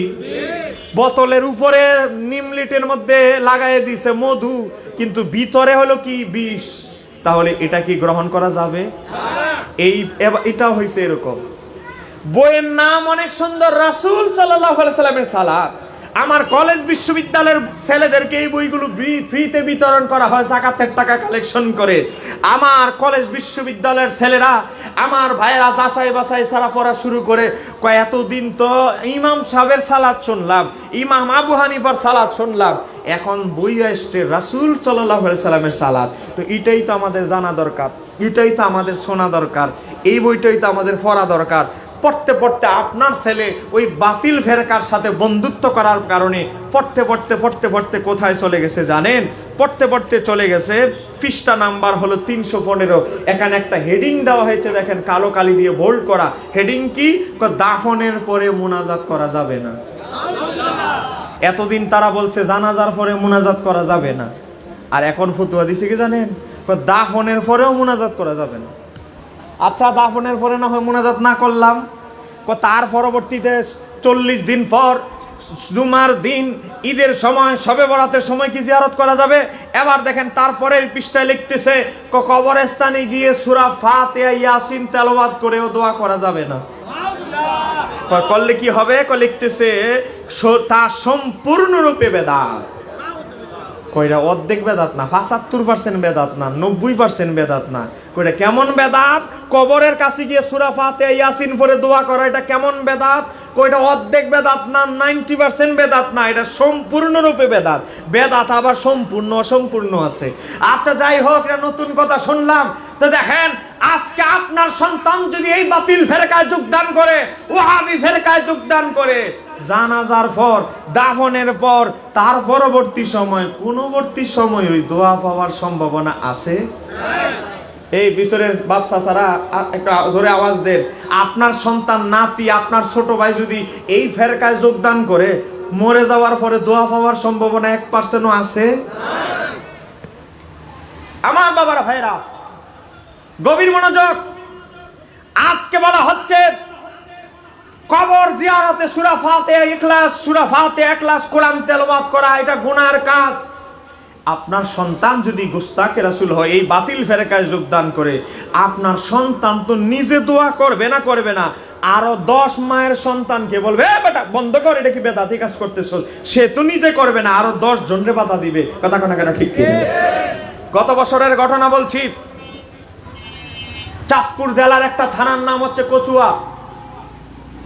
এই কচুয়া থানার আমাদের আহলে সুন্নাত ওয়াল জামাতের একজন মুরব্বী মারা গেল।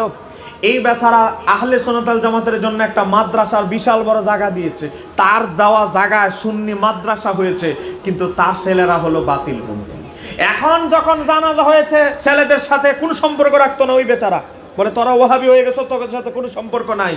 মরে যাওয়ার সময় বুঝেন না বাবা তো আইসা ধরছে, জানাজা শেষ, লাশ নিয়ে টানাটানি, সুন্নিরা ধরে একদিকে, তার ছেলেরা টানি একদিকে, লাশ নিয়ে টানাটানি লেগে গেছে। তার ছেলেরা বলে আমার বাবার জানাজার পরে আমরা দোয়া হতে দিব না। আমাদের সুন্নি আশিক রাসূল ভাইরা বলে তোমাদের সাথে তোমার বাবার সম্পর্ক ছিল বঞ্চিত, তোমাদের সাথে কোনো সম্পর্ক ছিল না, সম্পর্ক ছিন্নর মতো ছিল।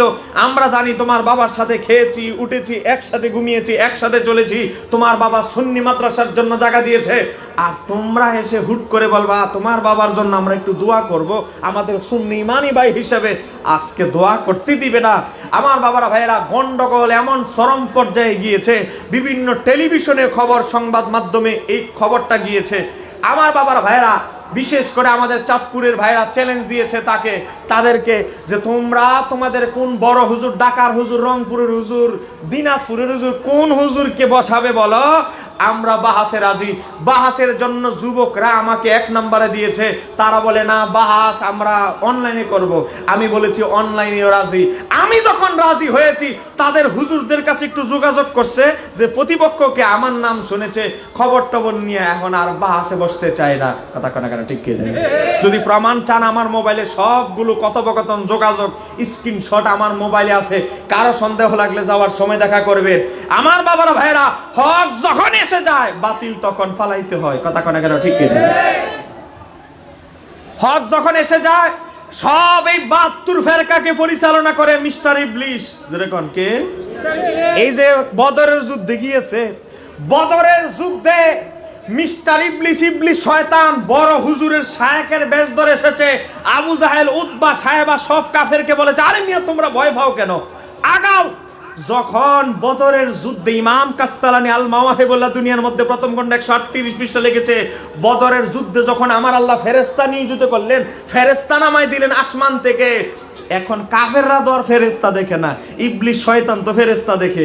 যখন দেখছে জিব্রাইল সহ ফেরেশতা বদরের যুদ্ধে চলে আসছে, ইবলিশ শয়তান তার যত আওলাদ টাওলাদ আছে এগুলো নিয়ে যখন পালায়ন শুরু করলো, বলে ও হুজুর আরে আপনি আমাদেরকে পালায়ন করতেছেন কেন আমাদেরকে ছেড়ে? তখন মিস্টার ইবলিশ বলে আরে আমি এমন কিছু দেখি যা তোমরা দেখো না। এটা বলতে বলতে পালায় চলে গেছে। হক যখন আসে ইবলিশ পালায়। কথা কোন ঠিক কি? এবার আসেন, আমাকে আজকের মাহফিল কমিটি থেকে একটা বিষয় দেওয়া হয়েছে যে কি রাসূল সাল্লাল্লাহু আলাইহি সাল্লামের একজন সাহাবী হযরত আমিরে মুআবিয়া রাদিয়াল্লাহু তাআলা সহ আরো কিছু সাহাবীদেরকে আজকে কিছু শিয়ারা গালাগালি করে। কথা কোনা কেন ঠিক কি? এটা আমাদের সমাজ একটা ভয়ঙ্কর ফেরকা, সে ফেরকার নাম হচ্ছে শিয়া ফেরকা। জোরে বলেন ফেরকাটার নাম কি? শিয়া। শিয়ার নামটা কিন্তু অনেক সুন্দর, অর্থ সুন্দর, কিন্তু কামটা হইলো খারাপ। ওই কামটা খারাপ কি? শিয়াদের 1 নাম্বার কাজ হচ্ছে ইসলামের 3 খলিফা হযরত আবু বকর, ওমর, ওসমান, এমনকি হযরত আমির মুআবিয়া সহ প্রায় 270 জন সাহাবীকে তারা কাফের মনে করে, খারাপ ভাষায় গালাগালি করে। একটু জোরে করেন নাউজুবিল্লাহ। মনে রাখবেন, সাধারণভাবে আপনাদেরকে বলছি, আজকে যদি আপনি একটা খ্রিস্টান ধর্মযাজক, যে খ্রিস্টান ধর্মের দাওয়াত দেয় মানুষকে, একটা খ্রিস্টান ধর্মযাজক, ধর্মগুরুকে যদি জিজ্ঞাসা করেন আপনি বলেন তো ঈসা আলাইহিস সালামের পরে সর্বোত্তম ব্যক্তিকে, তখন খ্রিস্টান বলবে ঈসা আলাইহিস সালামের 11 জন সাহাবী ছিল যারা ওনার সাথে সাথে থাকতো, ওনার খেদমত করতো। ঈসা আলাইহিস সালামের পরে তারা হলো সর্বোত্তম, সম্মানিত, তাদের ব্যাপারে কোনো কথা নাই, সমালোচনা করা যাবে না। একটা খ্রিস্টান বলে আমাদের নবী ঈসার সাথী যারা তারা হলো সর্বোত্তম সম্মানিত মানুষ, তাদের ব্যাপারে কথা বলা যাবে না।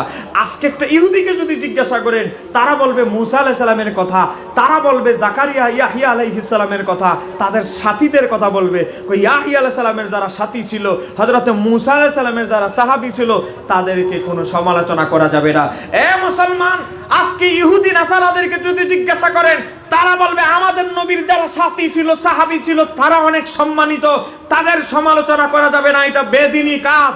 আর আজকে মুসলমান নামদারি কিছু লোক বেরিয়ে গেছে, তারা আমার নবীর সাহাবীদেরকে গালাগালি করে সমালোচনা করে। আমি মনে করি তারা ইহুদি নাসারাদের চাইতে আরো নিকৃষ্ট। কথা কোন ঠিক কি রে? আমার কথা হলো ক্লিয়ার। আপনারা জানেন আমি অনলাইনে শিয়াদের সাথে বাহাস করেছি। হযরত আমিরে মুয়াবিয়া রাদিয়াল্লাহু তাআলা নিয়ে যারা অনলাইনে দেখেছেন, এখানে স্টেজে আলেম ওলামারা আছে। এখন যদি আমি ফায়ে ধরি, আপনাদের হাটহাজারি থেকে বলছি, আমি দরকার হলে ফায়ে ধরবে এদের। যদি ফায়ে ধরে বসে থাকি, যদি একবার রিকোয়েস্ট করি আর একবার একটু বসি শিয়াদের সাথে অনলাইনে, অফলাইনে তো বসবেই না, অনলাইনে আরেকবার বসি, ফায়ে ধরবা, আপনাদের কাছে আমি গ্যারান্টি দিচ্ছি, কোন শিয়াকে যদি আপনারা রাজি করাতে পারেন, আমি তার ফায়ে ধরবো। তারপরেও সে বাহাসে রাজি হয় কিনা একটু দেখেন। ফায়ে ধরবো কিন্তু রাজি হয় না। তার কারণ একবার তাদেরকে সুবানি খাওয়াই দিয়েছি, জাতি দেখে ফেলেছে এই শিয়াদের আসল রহস্য, তাদের ক্ষমতা, তাদের এলেমের ফুজি। এজন্য তারা তাদের থলের বিড়াল যখন বেরিয়ে গেছে, এখন তাদের পাওয়ার শেষ। কথা কোন ঠিক কি? আমি চ্যালেঞ্জ করে যাচ্ছি আজকে আপনাদের এই মাহফিল থেকে, দরকার হলে শিয়া হুজুরের ফায়ে ধরবো। ফায়ে ধরি ভাই, তুমি তাও বসো। হক কোনটা না হক কোনটা, হক কোনটা বাতিল কোনটা মানুষ জানো। তোমরা শিয়ারা যদি হক হও, এটাও মানুষ জানবে। আমরা আহলে সুন্নাত ওয়াল জামাত যদি হক হই, এটাও জানবে। কথা কোন ঠিক কি? আমার বাবারা ভাইরা, আমি আগেই বলেছি আমার সাবজেক্টটা আকীদার। একটু নরম নরম সুরে ওয়াজ করার কোনো সুযোগ নাই, কারণ আকীদার ওয়াজ তো সুর দিয়ে করা যাবে না। এমন যাক, এবার আসেন, এই শিয়া একটা বাতিল ফেরকা।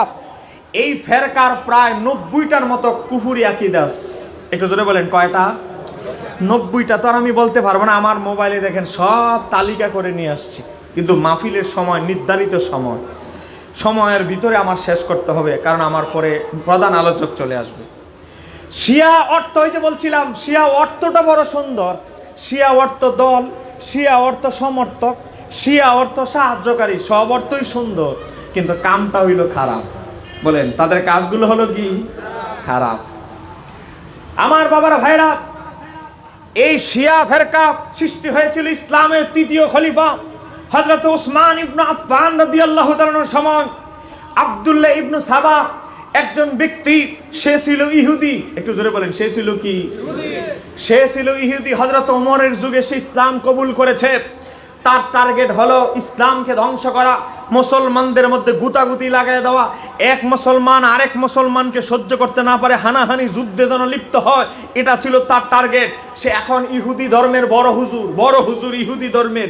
এখন চিন্তা করলো মুসলমানের বেশ ধরে মুসলমানদের ভিতরে ঢুকে, আমি তো মোটামুটি পয়সাওয়ালা, ইহুদিদের থেকে গোয়েন্দা ভিত্তি করে পয়সা আমদানি রপ্তানি করে আমি মুসলমানদের ভিতরে হাঙ্গামা ঢুকিয়ে দিব। একটু জোরে কোনা নাউজুবিল্লাহ। এই লক্ষ্যে সে ঢুকেছে, লেবাস লাগিয়ে মুসলমানদের ভিতরে ঢুকে গেছে। এখন হযরত ওমরের হাতে ঘোষণা দিয়ে, ডোল ফিটায়া ঘোষণা দিয়ে মুসলমান হয়েছে।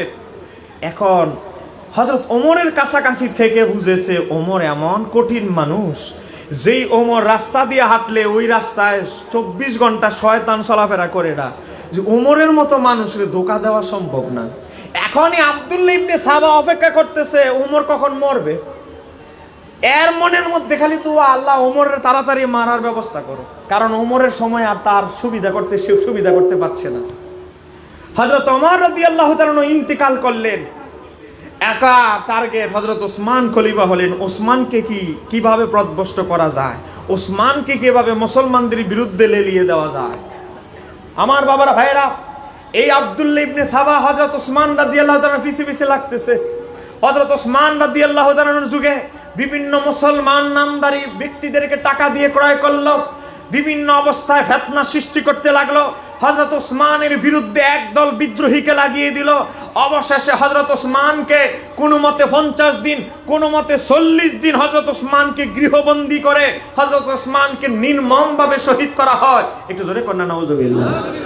হযরত ওসমানকে যখন ঘরের মধ্যে ঘেরাও করা বন্দী করা হয়, হযরত আলী তখন খলিফা না, হযরত আলী রাদিয়াল্লাহু তাআলা কি করলেন, ওনার দুই শাহজাদা, একজন ইমাম হাসান আরেকজন ইমাম হোসাইনকে হযরত ওসমানের ঘর পাহারা দেওয়ার জন্য লাগাই দিলেন।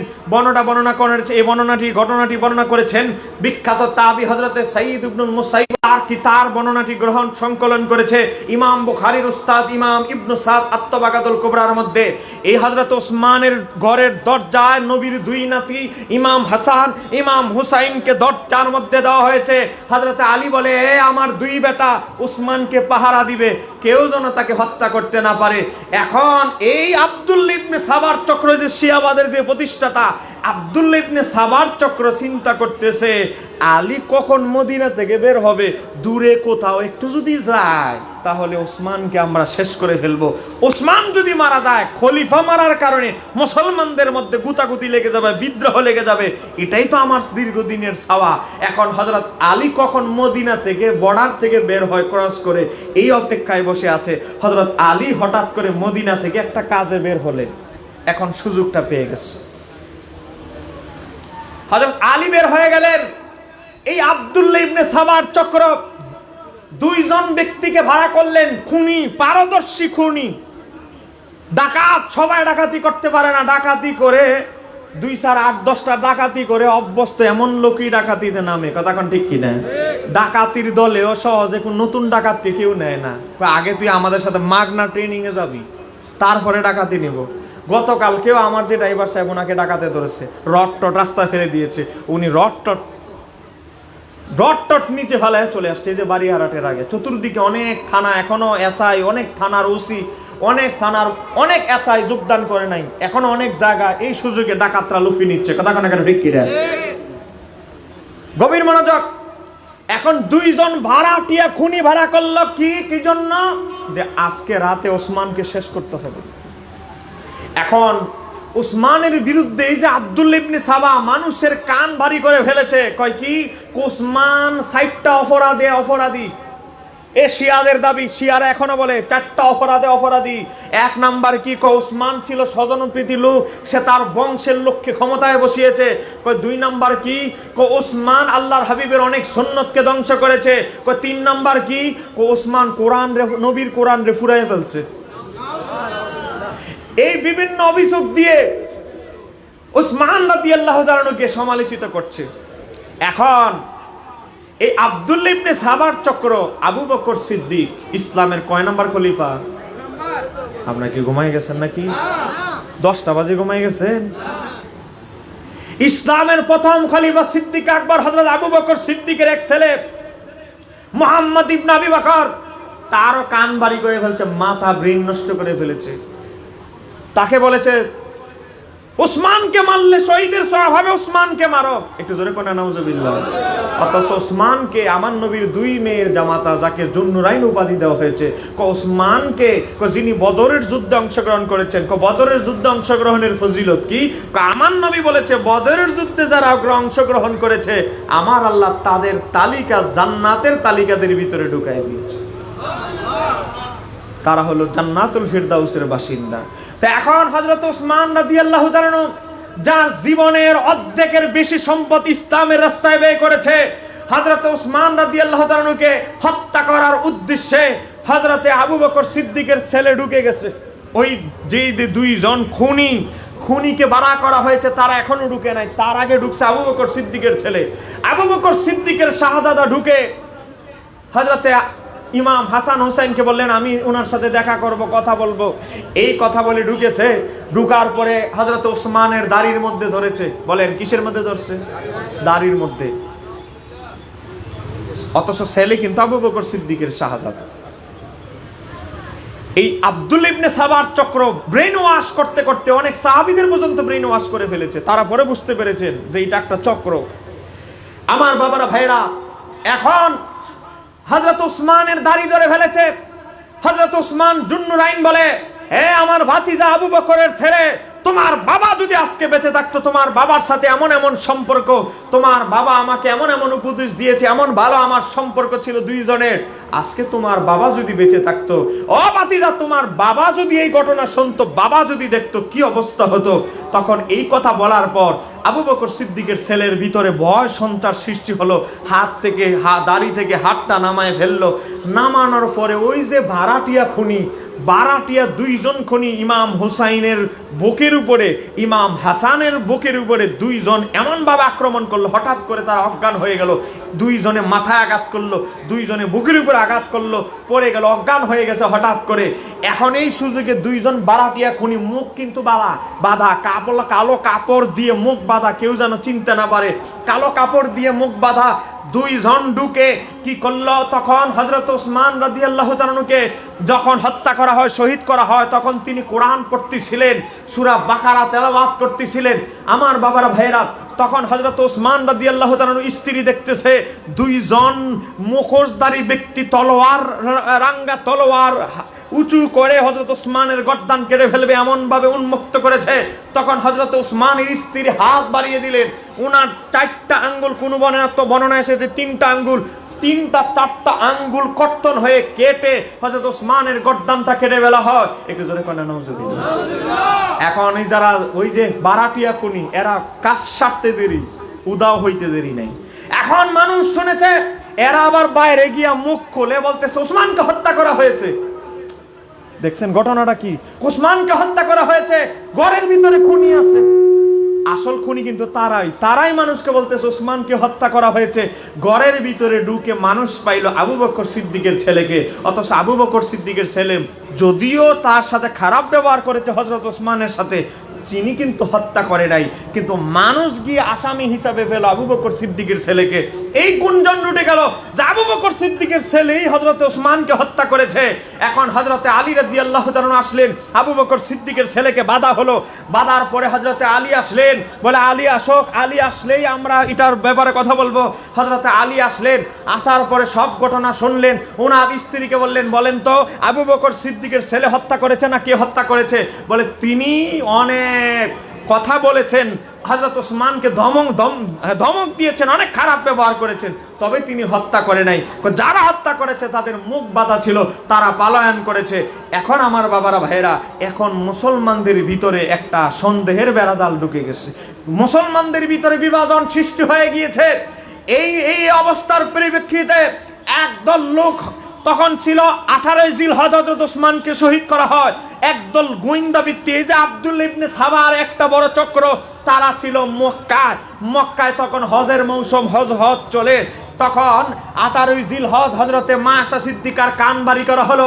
মা আয়েশা সিদ্দিকাকে বলা হলো, ও উম্মাহাতুল মুমিনিন, ওসমানকে, হযরত ওসমান রাদিয়াল্লাহু তাআলা আনহুকে নিরপরাধ ব্যক্তিকে অন্যায়ভাবে হত্যা করা হয়েছে, আর আলী তাদের বিচার না করে আলী খলিফা হয়ে গেছে। একটু জোরে কন্যা নাউজুবিল্লাহ। আপনার কি বিরক্ত হচ্ছে? এই কথাটা না বললে শিয়া ফেরকা সম্পর্কে কিছুই জানবেন না, কারণ এটা হলো শুরু।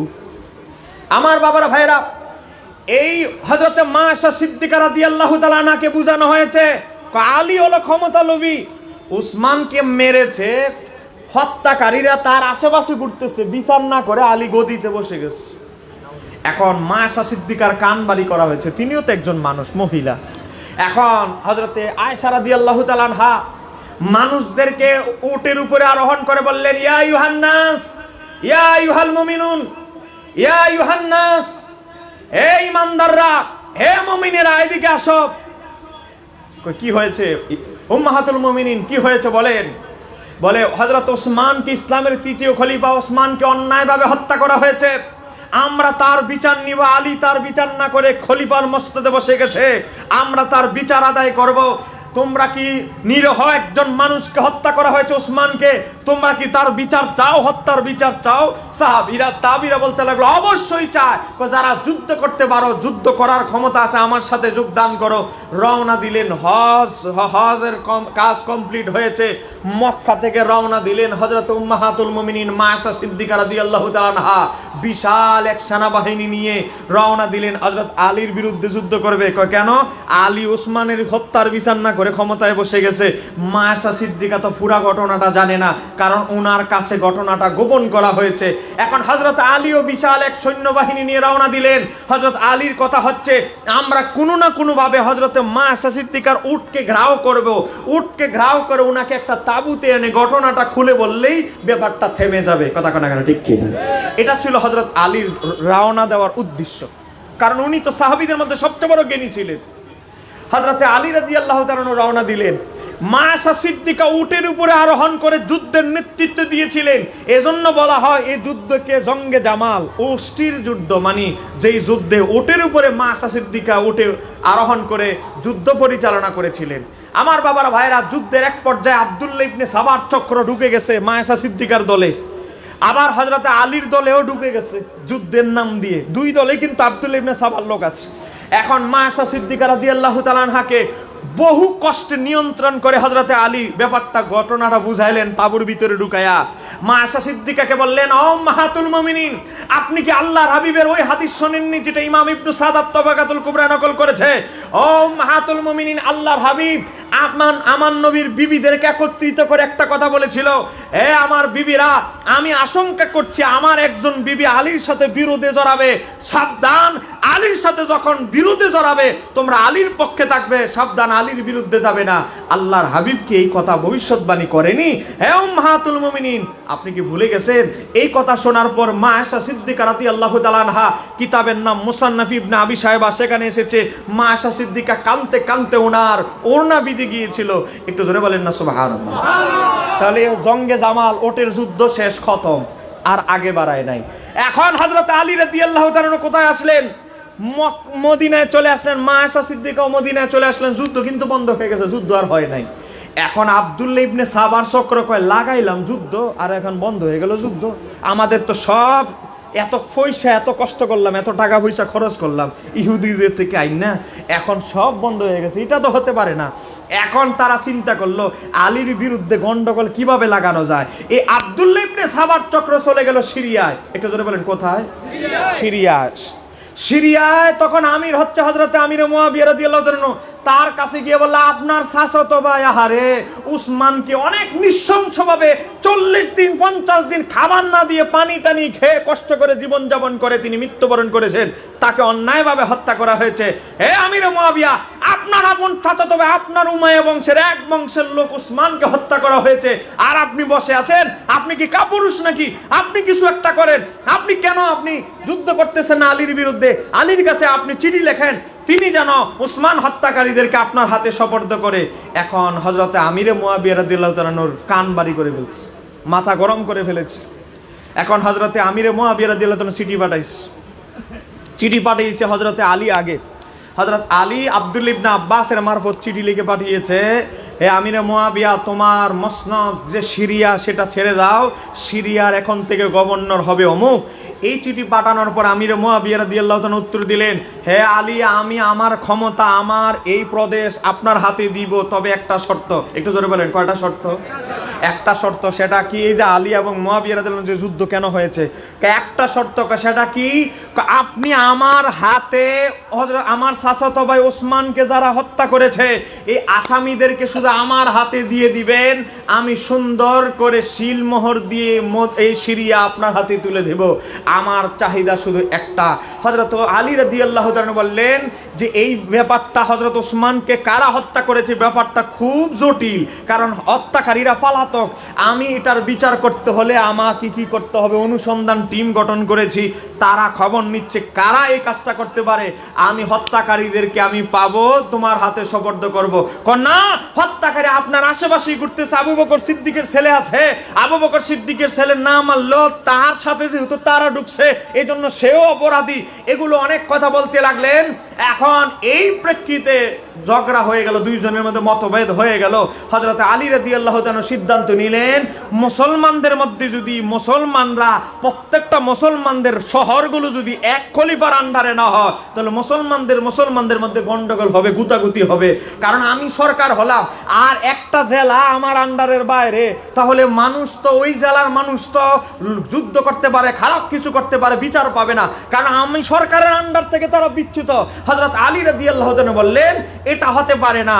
হয়তো সিরিয়া আমরা দখল করব, না হলে কিছু একটা হবে, কিন্তু মুসলমানদেরকে এক পতাকায় আনতেই হবে, কারণ না হলে মুসলমান রাষ্ট্র হয়ে যাবে, তখন দুই খলিফার নেতৃত্বে এটা হতে পারে না। এখন হযরত আলী যুদ্ধের জন্য মোটামুটি রওনা দিয়ে ফেলেছেন, রওনা দেওয়ার প্রস্তুতি নিচ্ছেন, সৈন্য টৈন্য জোগাড় করতেছেন, যুদ্ধে যাবেন। ওই যে সিফিনের যুদ্ধের কথা, সিফিনের যুদ্ধ হওয়ার রাস্তার কাছাকাছি চলা পরিস্থিতি হয়ে গেছে। আমার বাবারা ভাইরা, হযরত আলী সৈন্য রেডি করার প্রস্তুতি নিচ্ছেন। হযরত আলী রাদিয়াল্লাহু তাআলা বললেন, ইসলামের নিয়ম হচ্ছে মুসলমানদের মধ্যে যদি কোনো বিবাদ হয়, আগে উত্তম প্রস্তাব পাঠাতে হবে, তারপরে যুদ্ধ। দেখেন আমার হাতে আজ থেকে 800 বছর আগের কিতাব। আজকে এই ঐতিহাসিকরা, ইমামরা কি লিখে গেছে, সাহাবী তাবিরা কি বলে গেছে, আজকে শিয়ারা আপনাদের কি বুঝাবে কি জানেন? আমিরে মুয়াবিয়া রাদিয়াল্লাহু তাআলা ছিল আহলে বাইতের দুশমন। জোরে বলেন না নাউজুবিল্লাহ। আমিরে মুয়াবিয়া ছিল আহলে বাইতের দুশমন। তো আহলে বাইতের দুশমনি করার কারণে আলীর সাথে যুদ্ধ করেছে, কিন্তু আসলে যুদ্ধটা আলীর সাথে ব্যক্তিগত দ্বন্দ্বের জন্য নয়। কারণ হযরত আলীর সাথে আমিরে মুয়াবিয়া রাদিয়াল্লাহু তাআলা গোটা জীবনে একবারও কোনো ঝগড়া হয় নাই, গালাগালি হয় নাই, হাতাহাতি হয় নাই। এরকম প্রমাণ শিয়ারা দিতে পারবে? তো এই ওসমানের শাহাদাতের সময় কেন হয়েছে? কারণ এবার দেখেন, ইমাম ইবনে কাসির এই যে আল বেদা ওয়ান নেহা কিতাবে 800 বছর আগের কিতাব, সেই কিতাবের মধ্যে এসেছে 428 পৃষ্ঠার মধ্যে হযরত ইমাম ইবনে কাসির উল্লেখ করেছে, হযরতে ইমাম ইবনে কাসির রহমাতুল্লাহ আলাইহি 248 পৃষ্ঠার মধ্যে 248 পৃষ্ঠার মধ্যে দেখেন, আপনাদের কারো সন্দেহ লাগলে ছবি তুলে নিয়ে যাবেন। আমি ইতিহাসের পাতা থেকে বলছি, তা আবার সনদ সহ, সনদবিহীন নয়, বিশুদ্ধ সনদে এসেছে। কয় কি, হযরত আলী তার পক্ষে একজন প্রতিনিধি পাঠাইলেন, তুমি গিয়ে মুয়াবিয়াকে বুঝাও, মুয়াবিয়া যেন আমার অবস্থাটা বুঝে। আমরা যুদ্ধ চাই না, মুসলমানের বিরুদ্ধে যুদ্ধ আমরা চাই না। আলী রাদিয়াল্লাহু তাআলা তার পক্ষে একজন প্রতিনিধি পাঠালেন, একদল প্রতিনিধি পাঠালেন। এই প্রতিনিধির প্রধান ছিলেন হযরত আবু মুসলিম আল খাওয়ালানি। আবু মুসলিম খাওয়ালানিকে পাঠাইছেন। এত মানুষ, আবু মুসলিম খাওয়ালানি কিন্তু সাহাবী না, আবু মুসলিম খাওয়ালানি একজন তাবিঈ। কিন্তু তাকে কেন পাঠালেন? কারণ তিনি হলেন মুস্তাজাবুদ দাওয়া, এমন একজন ব্যক্তি যিনি দোয়া করলে কবুল হয়ে যায়, জীবনে যিনি কোনোদিন মিথ্যা কথা বলে নাই। একটু জোরে কন্যা সুবহানাল্লাহ। আবু মুসলিম খাওয়ালানি কেমন মানুষ? ইমাম ইবনে কাসির আল বেদা ওয়ান নেহা কিতাবে, একই কিতাবে 277 পৃষ্ঠায় লিখেছে, আবু মুসলিম খাওয়ালানি এমন একজন মানুষ, উনার জামানায় ইয়ামান দেশে, জোরে বলেন রাষ্ট্রটার নাম কি? আমি আর 20 মিনিট আপনাদেরকে কষ্ট দিচ্ছি, একটু কষ্ট হবে বাবা আপনাদের। আমি কিন্তু প্রত্যেকটা রেফারেন্সের সাথে সাথে বলছি। আমার বাবারা ভাইরা, আবু মুসলিম খাওয়ালানি যখন ইয়ামানে ছিল, তখন একজন ভণ্ড নবী আবির্ভাব হলো। সে বলল আমি নবী। সে টাকা খরচ করে অনেক মানুষদেরকে তার দলে ভিড়ালো।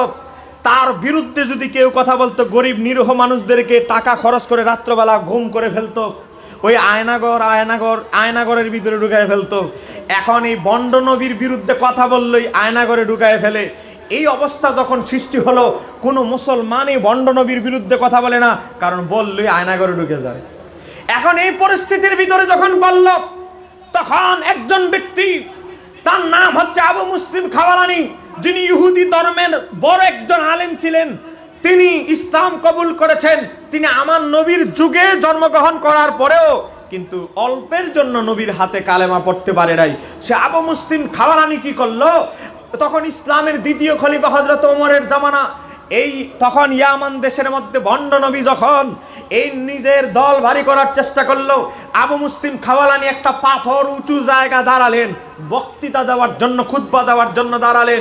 ইয়া আইয়ুহান নাস, হে ইয়ামানের মানুষরা শোনো, আমি আবু মুসলিম খাওয়ালানি নবীর যদিও অল্পের জন্য সাহাবী হওয়ার মর্যাদা অর্জন করতে পারি নাই, কিন্তু আমি গর্বিত সর্বশ্রেষ্ঠ নবীর উম্মত হয়ে। এই আইয়ুহান নাস, হে মানুষেরা শোনো, আমাদের ইয়ামান দেশে একজন ভণ্ড নবীর আবির্ভাব হয়েছে। সে যে ভণ্ড কোনো সন্দেহ নাই, আমি তার সাথে বাহাস করতে চাই। আগামীকাল বাহাস হবে, সকাল 10টা এত মিনিটে বাহাস হবে। বাহাস হবে কি? বাহাস নির্ধারণ হবে বাস্তবতায়, আপনারা নিজের চোখে দেখবেন কে বাহাসে জিতলো আর কে বাহাসে ঠগলো, কে বাহাসে পরাজিত হলো বিজিত হলো, আপনারা নিজের চোখে সিদ্ধান্ত দেখে সিদ্ধান্ত দিবেন। বাহাস হবে একটা আগুনের কুণ্ডলী বানানো হবে, এই আগুনের কুণ্ডলীর ভিতরে আমাকে কিছুক্ষণ রাখা হবে। যদি আমাকে আগুন স্পর্শ করে, আমাকে যদি আগুন জ্বালায় ফেলে, তাহলে আমার নবী ভণ্ড। আর আগুন যদি এই ভণ্ড নবীকে জ্বালায় ফেলে, তাহলে এই ভণ্ড নবী, এই নবী, সে যে ভণ্ড নবী দাবি করতেছে, সে হলো ভণ্ড নবী। একটু জোরে কন্যা ঠিক কি না? নারায়ে তাকবীর, নারায়ে রিসালাত, নারায়ে তাকবীর, নারায়ে রিসালাত, নারায়ে গাউসিয়া। আল্লামা মুফতি জহিরুল ইসলাম ফরিদি সাহেব, উলামায়ে আহলে সুন্নাহ, আঞ্জুমানে আশিকানে মুস্তাফা। নারায়ে তাকবীর, নারায়ে রিসালাত, নারায়ে গাউসিয়া। আল্লামা মুফতি জহিরুল ইসলাম ফরিদি সাহেব, উলামায়ে আহলে সুন্নাহ।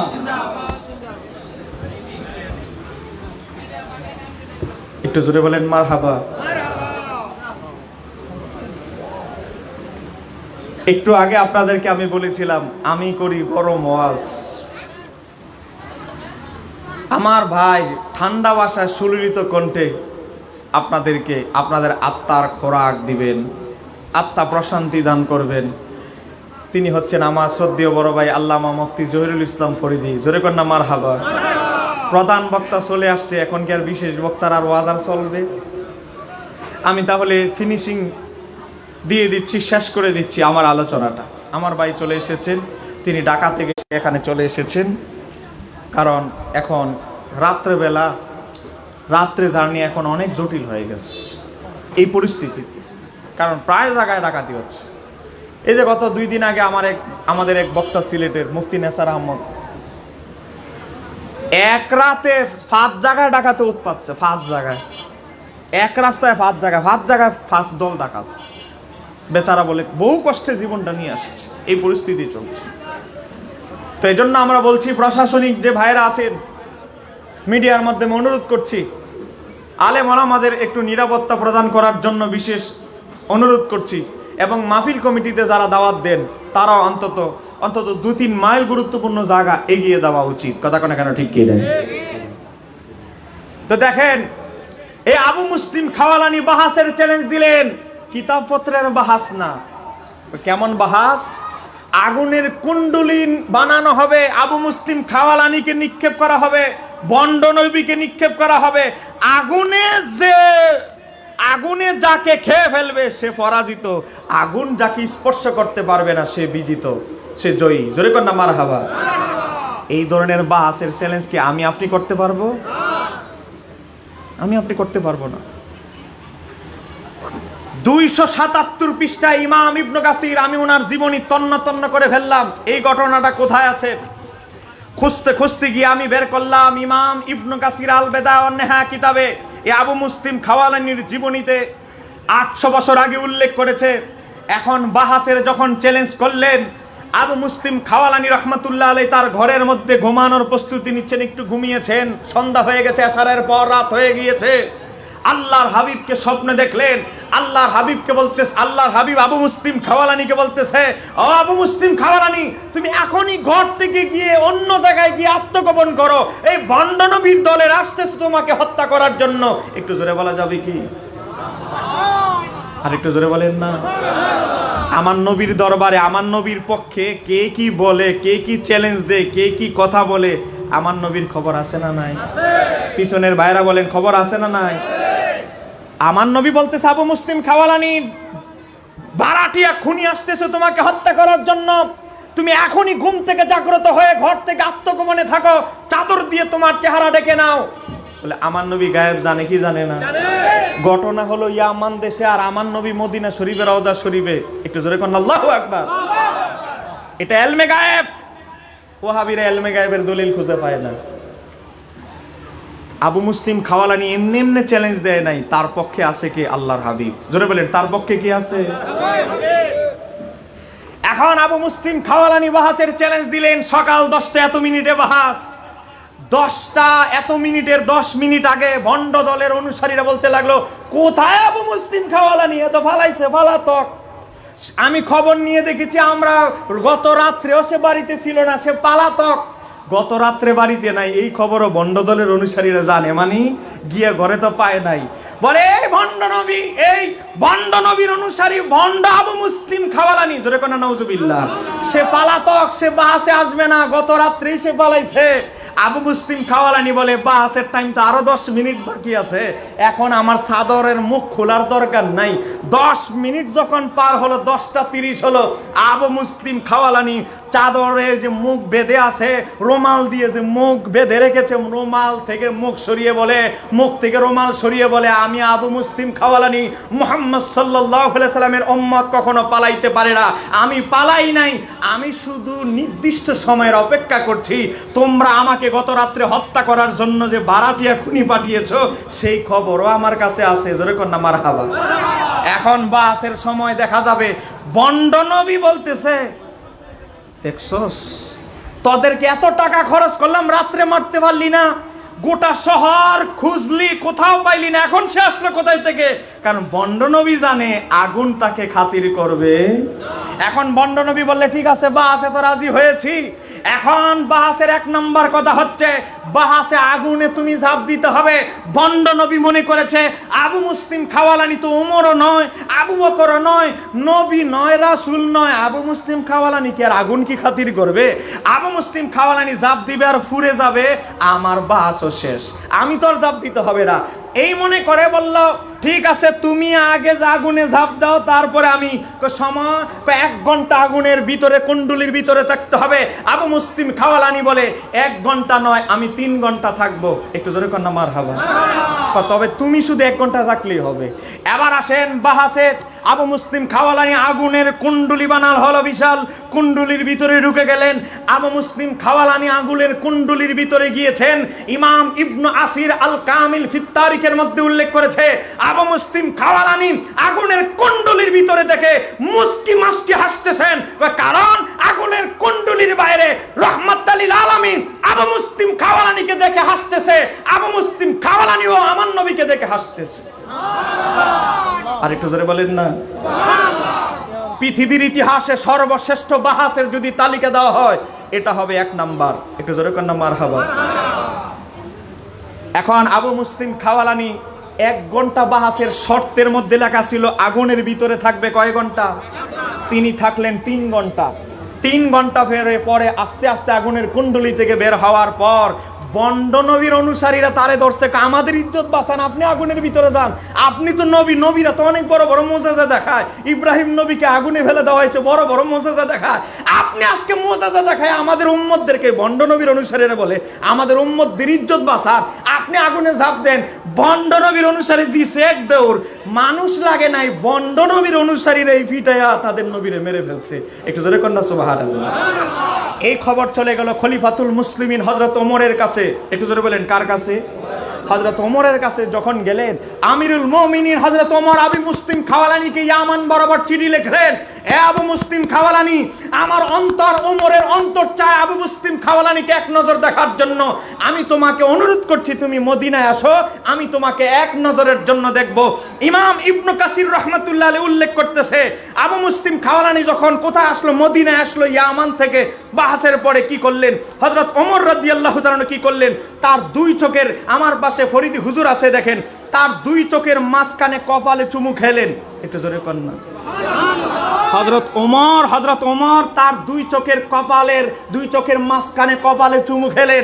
শুধু এখানেই শেষ নন, এখানেই শেষ নয়, তিনি বলতে লাগলেন, তিনি আল্লাহর দরবারে শুকরিয়া আদায় করতে লাগলেন। হযরত ওমর, প্রশংসা আল্লাহর, যিনি আমাকে, হযরত ওমর বলতেছে, আল্লাহর প্রশংসা আদায় করছি, যিনি আমাকে মৃত্যুর পূর্বে, মরার আগে উম্মতে মুহাম্মাদির মাঝে এমন এক ব্যক্তির দর্শন দান করেছেন, যার সাথে আল্লাহ হযরত ইব্রাহিম আলাইহিস সালামের ন্যায় আচরণ করেছে। ইব্রাহিম আলাইহিস সালামকে যখন কাফের মুশরিকরা পুড়তে পারে নাই, আল্লাহ আমাকে সেই ওমরকে সেই তৌফিক দান করেছেন। আমি ওমর জীবদ্দশায় ইব্রাহিম নবীর সাথে আল্লাহ যে ব্যবহার করেছেন, এমন একজন ব্যক্তি উম্মতে মুহাম্মাদীর মধ্যে দান করেছেন, তার সাথে আল্লাহ তদ্রুপ ব্যবহার করেছেন। তাকে যে আমি ওমরের মতো ব্যক্তি চোখ দ্বারা দেখে যেতে পেরেছি, এজন্য শুকরিয়া আদায় করছি আল্লাহ তোমার দরবারে। একটু জোরে বলা যাবে কি? এ আল বেদা ওয়ান নেহায়া। সে আবু মুসলিম খাওয়ালানিকে পাঠাইছে হযরত আলী, এ আবু মুসলিম খাওয়ালানি, তুমি আমিরে মুয়াবিয়ার কাছে যাও, গিয়ে তুমি বিষয়টা সমাধান করো। কারণ আমিরে মুয়াবিয়া কারো কথা সম্মান করুক না করুক, তুমি আবু মুসলিম খাওয়ালানি যখন মুয়াবিয়ার দরবারে দাঁড়াবে, তোমাকে সে তাজিম করবেই, কারণ তোমার প্রতি মুসলমান দুর্বল। একটু জোরে কন্যা। দেখেন 248 পৃষ্ঠা ইমাম ইবনে কাসির উল্লেখ করেছে, 248 পৃষ্ঠার মধ্যে ইমাম ইবনে কাসির উল্লেখ করেছে, আবু মুসলিম খাওয়ালানি চলে গেলেন কোথায়? সিরিয়ায়। হযরত আলীর প্রতিনিধি হয়ে গেলেন আমিরে মুয়াবিয়ার কাছে, গিয়ে কি বললেন দেখেন, ইমাম ইবনে কাসির উল্লেখ করছেন, হযরত আবু মুসলিম খাওয়ালানি তার সাথে একদল লোক নিয়ে আমিরে মুয়াবিয়া রাদিয়াল্লাহু আনহুর সাথে সাক্ষাৎ করলেন। আচ্ছা, তারপর তাকে বললেন, কাকে? আমিরে মুয়াবিয়া রাদিয়াল্লাহু আনহুকে বলতেছে, আপনি আলীর সাথে প্রতিদ্বন্দ্বিতা করছেন, আপনি কি তার সমকক্ষ? আবু মুসলিম খাওয়ালানি বলে, আপনি আমির আলী রাদিয়াল্লাহু আনহুর সাথে যে যুদ্ধে জড়ার প্রস্তুতি নিচ্ছেন, আপনি তার প্রতিদ্বন্দ্বিতা করছেন, আপনি কি মর্যাদা তার সমকক্ষ? একটু জোরে কন্যা সুবহানাল্লাহ। তাহলে বোঝা গেল হযরতে আলীর সমকক্ষ গোটা পৃথিবীতে তখন কেউ ছিল। তারপরে বলতেছে, আপনি কি তার সমকক্ষ? তিনি বলেন, কে? হযরত আমির মুয়াবিয়া। তিনি বলতেছে, আল্লাহর শপথ, আল্লাহর কসম করে বলছে, আল্লাহর শপথ, আমি জানি তিনি আমার চেয়ে শ্রেষ্ঠ। একটু জোরে কন্যা মারহাবা। এজন্য আমরা সুন্নিরা অনেক বয়ানের ক্ষেত্রে এমনভাবে সাবধানতা অবলম্বন করতে হবে, কখনো আলী রাদিয়াল্লাহু তাআলার সাথে মুয়াবিয়া রাদিয়াল্লাহু তাআলার কোনো তুলনা করা যাবে? একটু জোরে বলেন না, তুলনা করা যাবে? আমরা সব সাহাবীকে সম্মান করি, তারা আমাদের মাথার তাজ, কিন্তু হযরত আলী রাদিয়াল্লাহু তাআলার সাথে মুয়াবিয়া রাদিয়াল্লাহু তাআলা যখন আলোচনা আসবে, তাকে দুইজনকে সমান ভাবা যাবে না। দুইজন সাহাবী, কিন্তু হযরত আমির মুয়াবিয়া সাহাবী, হযরত আলীও সাহাবী, তবে আলী রাদিয়াল্লাহু তাআলা আহলে বাইতের সদস্য, কিন্তু মুয়াবিয়া রাদিয়াল্লাহু তাআলা আহলে বাইতের সদস্য নয়। এবার আসেন, হযরত মুয়াবিয়া রাদিয়াল্লাহু তাআলা বলছে, আল্লাহর শপথ, আমি জানি তিনি আমার চেয়ে শ্রেষ্ঠ এবং উত্তম এবং খিলাফতের অধিক উপযুক্ত। কি কিন্তু? মূল সমস্যাটা কথা, কিন্তু তোমরা জানো যে উসমানকে অন্যায়ভাবে নিহত করা হয়েছে, আর আমি তার আপন চাচাতো ভাই, তার বিষয়টি আমার দায়িত্বে ন্যস্ত, এবং তার হত্যার আমি বদলা চাই। কাজেই তোমরা তাকে বলো, কাকে? হযরত আলীকে। তোমরা তাকে গিয়ে বলো, আলীকে গিয়ে বলো, তিনি উসমান হত্যাকারীদেরকে আমার হাতে তুলে দিন, তাহলে তুলে দিন, তাহলে আমি আমার এই সিরিয়ার শাসন কর্তৃত্ব আমি তার হাতে তুলে দিব। তখন তারা হযরত আলীর কাছে আসে, আবু মুসলিম খাওয়ালানি আসে, আলীকে গিয়ে সব কিছু বলে, হযরত আলী রাদিয়াল্লাহু আনহুকে এই বিষয়টা বলে, কিন্তু তিনি কাউকে তাদের হাতে তুলে দিলেন না। ফলে শামবাসীরা হযরত মুয়াবিয়া রাদিয়াল্লাহু আনহুর পক্ষে লড়াই করার সিদ্ধান্ত নিল, আর অন্যান্য এলাকার মানুষ হযরত আলীর পক্ষ নিল। এই মুসলমানদের মধ্যে হযরত ওসমান হত্যাকে কেন্দ্র করে এই যুদ্ধটা জড়িয়েছে। বলেন কাকে কেন্দ্র করে? হযরত ওসমানকে কেন্দ্র করে। কিন্তু এই ব্যাপারটাকে শিয়ারা আপনাদেরকে বুঝাবে কি? হযরত আলী রাদিয়াল্লাহু তাআলার সাথে ব্যক্তিগত দ্বন্দ্বের কারণে, ব্যক্তিগত দুশমনির কারণে মুয়াবিয়া যুদ্ধ করেছে। ব্যাপারটা হচ্ছে কি যুদ্ধ? হযরত ওসমানের শাহাদাত। তা আবার কেমন ব্যক্তি বর্ণনা করেছে? এই জগতে পৃথিবীর উম্মত মুহাম্মাদের মধ্যে হযরত আবু মুসলিম খাওয়ালানি, যিনি যার সাথে আল্লাহ ইব্রাহিম আলাইহিস সালামের মতো আচরণ করেছেন, তিনি বলতেছেন ঘটনাটা হলো ওসমানকে কেন্দ্র করে, হত্যাকে কেন্দ্র করে। আর আপনাদেরকে শিয়ারা বুঝাবে যে আমিরে মুয়াবিয়া রাদিয়াল্লাহু তাআলা আর হযরতে আলী রাদিয়াল্লাহু তাআলার যে দ্বন্দ্ব, এটা ব্যক্তিগত দুশমনি। একটু জোরে কন্যা নাউজুবিল্লাহ। এই জায়গাটা বুঝতে হবে। হযরত আলী রাদিয়াল্লাহু তাআলার সাথে হযরত আমির মুয়াবিয়ার যুদ্ধ হলো, যুদ্ধের মধ্যে পরবর্তীতে সন্ধি হয়ে যুদ্ধ এখানে শেষ হয়ে গেল। কিন্তু এই আব্দুল্লাহ ইবনে সাবার চক্র, শিয়াবাদের প্রতিষ্ঠাতা, তারা হযরত আলী রাদিয়াল্লাহু তাআলাকে দুনিয়া থেকে নামাজের ভিতরে সরিয়ে দেওয়ার জন্য পরিকল্পনা করলো। রমজান মাসে হযরত আলীকে দুনিয়া থেকে সরিয়ে দেওয়া হলো, মুসলমানদের মধ্যে আবার কঠিন পরিস্থিতি সৃষ্টি করে দিল। হযরতে হাসান খলিফা হলো, হযরত হাসানকে আবার লাগাই দিচ্ছে, চলেন মুয়াবিয়ার বিরুদ্ধে যুদ্ধ করি। মানে তাদের উদ্দেশ্য হচ্ছে কেন? মুসলমান যুদ্ধ লেগেই থাকুক। হযরত আলী রাদিয়াল্লাহু তাআলা, হযরত আলী রাদিয়াল্লাহু শাহজাদা ইমাম হাসান যখন খলিফা হলেন, তার আর আবার আমির মুয়াবিয়ার যুদ্ধ সংগঠিত হলো। এখানে হযরতে ইমাম হাসান চিন্তা করলেন যুদ্ধ করে লাভটা কি, মাঝখানে নিরীহ মুসলমানরা মারা যাবে। তো হযরতে ইমাম হাসান চিন্তা করলো আমির মুয়াবিয়া রাদিয়াল্লাহু আনহু বয়স হয়েছে, উনি আর কত বছর বাঁচবে। তো যাই হোক, জটিলতা দরকার নাই, একটা শর্তনামা তৈরি করলেন। শর্তের আলোকে ইমাম হাসান খিলাফত ছেড়ে দিলেন একটি সময়ের জন্য। কি আপনি মারা যাওয়ার পর আমি ইমাম হাসান অটো খলিফা হয়ে যাবে, কোনো কথা নাই বার্তা নাই, মুসলমান সিরিয়া সহ সারা পৃথিবী এক খলিফার আন্ডারে চলবে। আমার বাবারা ভাইরা, তারপরে হযরত ইমাম হাসানের স্ত্রী জাদা, এই জাদাকে আব্দুল্লাহ ইবনে সাবার চক্র টাকা খরচ করে ওনার স্ত্রীকে কান ভারী করে জাদার মাধ্যমে ইমাম হাসানকে বিষ দিয়ে মৃত্যুবরণ করিয়ে আবার অস্থিরতা সৃষ্টি করার জন্য চেষ্টা করলো। তারপরে যখন হচ্ছে না, ইমাম হাসান এমন একজন হেকমতওয়ালা মানুষ, ইমাম হুসাইন বলেছে আমার ভাই আপনি শুধু নামটা বলেন কে আপনার বিরুদ্ধে ষড়যন্ত্র করেছে। তারপর ইমাম হাসান নাম বলে নাই। নাম না বলার উদ্দেশ্য মুসলমান যেন রক্তাক্তে না যায়, আমি আল্লাহর দরবারে বিচার চাইব। ইমাম হাসান শহীদ হয়ে গেল। এখন ইমাম হুসাইনের কাছে চিঠি পাঠাচ্ছে, বলতেছে আপনি কোন, আমি মুয়াবিয়ার খিলাফত মানি না, আমি খলিফা। আরো দাঙ্গা লাগানোর চেষ্টা করলো। ইমাম হাসান বলে না, আমার ভাই ওয়াদা করছে, আমি ওয়াদা রক্ষা করব। এবার আসেন, হযরত আমির মুয়াবিয়া ইন্তেকাল করলো। এখন কিছু দালাল মানুষ এজিদকে খলিফা বানাই দিল, এজিদকে খিলাফতের মসনদে ঢুকাই দিল। এখন ইমাম হুসাইনকে আব্দুল্লাহ ইবনে সাবার চক্র হাজার হাজার চিঠি পাঠাচ্ছে, আপনি কুফায় আসেন। ইমাম হুসাইনকে শহীদ করা হলো। যখন আব্দুল্লাহ ইবনে সাবার চক্র হাজার হাজার চিঠি পাঠিয়ে দাওয়াত দিয়ে নিল, যখন দুঃসময় কঠিন সময় আসলো, ইমাম হুসাইনকে ভালায় দিয়ে আব্দুল্লাহ ইবনে সাবার চক্র ভেগে গেল। সব পলায়ন, ঘরের ভিতরে অন্ধকার কোঠরে ঘুমায় আছে, বালায়ন করেছে। ইমাম হুসাইন শহীদ হয়ে গেল। এই আব্দুল্লাহ ইবনে সাবার চক্রে যাদেরকে শিয়া বলি, তারাই মাতাম শুরু করলো ইমাম হুসাইনের শাহাদাতে। এতক্ষণে তোমরা ইরা কুফাবাসীরা কান্না করতেছো, মাতাম করতেছো। একটু আগে তাদের চোখের সামনে ইমাম হুসাইনকে শহীদ করা হয়েছে, তখন তাদের কোনো কথা নাই বার্তা নাই, এখন মাতাম শুরু করে দিয়েছে। এই মাতামের ধারাবাহিকতা এখনো শিয়ারা করে। কথা কোন ঠিক কিনা? মনে রাখবেন, এই মাতামকারীরাই অরিজিনাল আব্দুল্লাহ ইবনে সাবার চক্র শিয়া। এই শিয়াদের সাথে আমাদের কোনো সম্পর্ক। শিয়াদের অন্যতম আকীদা হলো তাদের কালিমা, আমরা যে বলি লা ইলাহা ইল্লাল্লাহু মুহাম্মাদুর রাসূলুল্লাহ, তারা আরো শেষে অ্যাড করে ওয়া আলী খলিফাতুল্লাহ। জোরে কোন নাউজুবিল্লাহ। তাদের কালেমা আলাদা, তাদের আজান আলাদা। আপনারা জানেন তাদের আজান আলাদা। এখানে শেষ নয়, হযরত শায়েখ আব্দুল হক মুহাদ্দিস দহলভী তার কিতাবের নাম তোহফায়ে ইসনা আশারা, ইসনা আশারা কিতাবের 270 পৃষ্ঠার মধ্যে লিখেছে, তারা বিশ্বাস করে, এই শিয়ারা বিশ্বাস করে আমার আল্লাহর আকার আকৃতি আছে, তিনি দেখতে যুবকের মতো। জোরে কোন নাউজুবিল্লাহ। এখানেই শেষ নয়, শিয়াদের ধর্মে শিয়াদের ইমাম, তারা যে 12 ইমাম মানে ইমামের মার্তবা নবীদের মতো। শিয়াদের আকীদা আবু বকর সিদ্দিক খিলাফতে আলীর কাছ থেকে জোর করে খিলাফত ছিনিয়ে নিয়েছেন। শিয়াদের আকীদা ওমর আলী আবু বকরকে খিলাফত নিতে সাহায্য করেছে। ওমর আর আবু বকর দুইজনে মিলে যুক্ত করছে ঘরের ভিতরে, আবু বকর তোমারে আমি খলিফা বানাই, তুমি মরে যাওয়ার সময় আমারে খলিফা বানাই দিয়ে যাও। এই চুক্তি করে দুইজনে ক্ষমতা ভাগাভাগি করেছে। একটু জোরে করে নাউজুবিল্লাহ। এবার আসেন, এটি শায়েখ আব্দুল আজিজ মুহাদ্দিস দহলভী উল্লেখ করেছে, এগুলো আমার নয়। যে শিয়াদের আকীদা ফাদাক বাগান, একটা বাগান ছিল নবীর। আল্লাহ হাবিব সাল্লাল্লাহু আলাইহি ওয়াসাল্লাম ইরশাদ করেছেন, নবীরা ইন্তেকালের পরে তাদের কোনো সম্পদ থাকে না, ওয়ারিশ রেখে যায় না, তার একটা ওয়ারিশ রেখে যায়, সেটা হচ্ছে এলেম। তো আবু বকর সিদ্দিক এই হাদিস অনুযায়ী নবীর যত সম্পদ হাদিস ছিল এগুলো বাইতুল মালে দিয়েছেন, কারণ নবীদের ইন্তেকালের পরে শুধু এলেম ওয়ারিশ রেখে যায়। মা ফাতেমা দাবি করলো যে আপনি আমার বাবার বাগান দিচ্ছেন না কেন? আবু বকর সিদ্দিক বলেন, ওহে ফাতেমা, আপনার বাবা অসংখ্য সাহাবীদের সামনে বলেছে নবীদের ইন্তেকালের পরে তাদের কোনো সম্পদ মিরাস হয় না, এটা সদকা হয়ে যায়, তা আমি এজন্য এটা সদকা বাইতুল মালে দিয়ে দিয়েছি। আল্লাহর হাবিব তো আমাকে এরকম কথা বলে নাই, হয়তো আপনি শোনেন না। আবু বকর সিদ্দিক বলেন, আমার উপবিষ্ট সামনে সাহাবীরা, তোমরা কি কেউ শুনেছো আল্লাহর হাবিব এমন কথা বলেছে? অনেক সাহাবীরা বলল, হ্যাঁ আমরাও শুনেছি নবী এই কথা বলেছে। মা ফাতেমা রাদিয়াল্লাহু তাআলা আনহা চলে গেলেন। এখন থেকে শিয়ারা বলে আবু বকর এজন্য ফাতেমার প্রতি খেপে গেল, ফাতেমার ঘরে আগুন লাগাই দিল। জোরে কোন নাউজুবিল্লাহ। এটা শিয়াদের বানানো কথা। মা ফাতেমার ঘরে আগুন লাগিয়ে দিয়েছে, দরজার মধ্যে ওমর। জোরে কোন নাউজুবিল্লাহ। হযরত ওমর ফাতেমার দরজা লাথি মেরে ফাতেমার গর্ভের সন্তানকে নষ্ট করে ফেলেছে। একটু জোরে কোন নাউজুবিল্লাহ।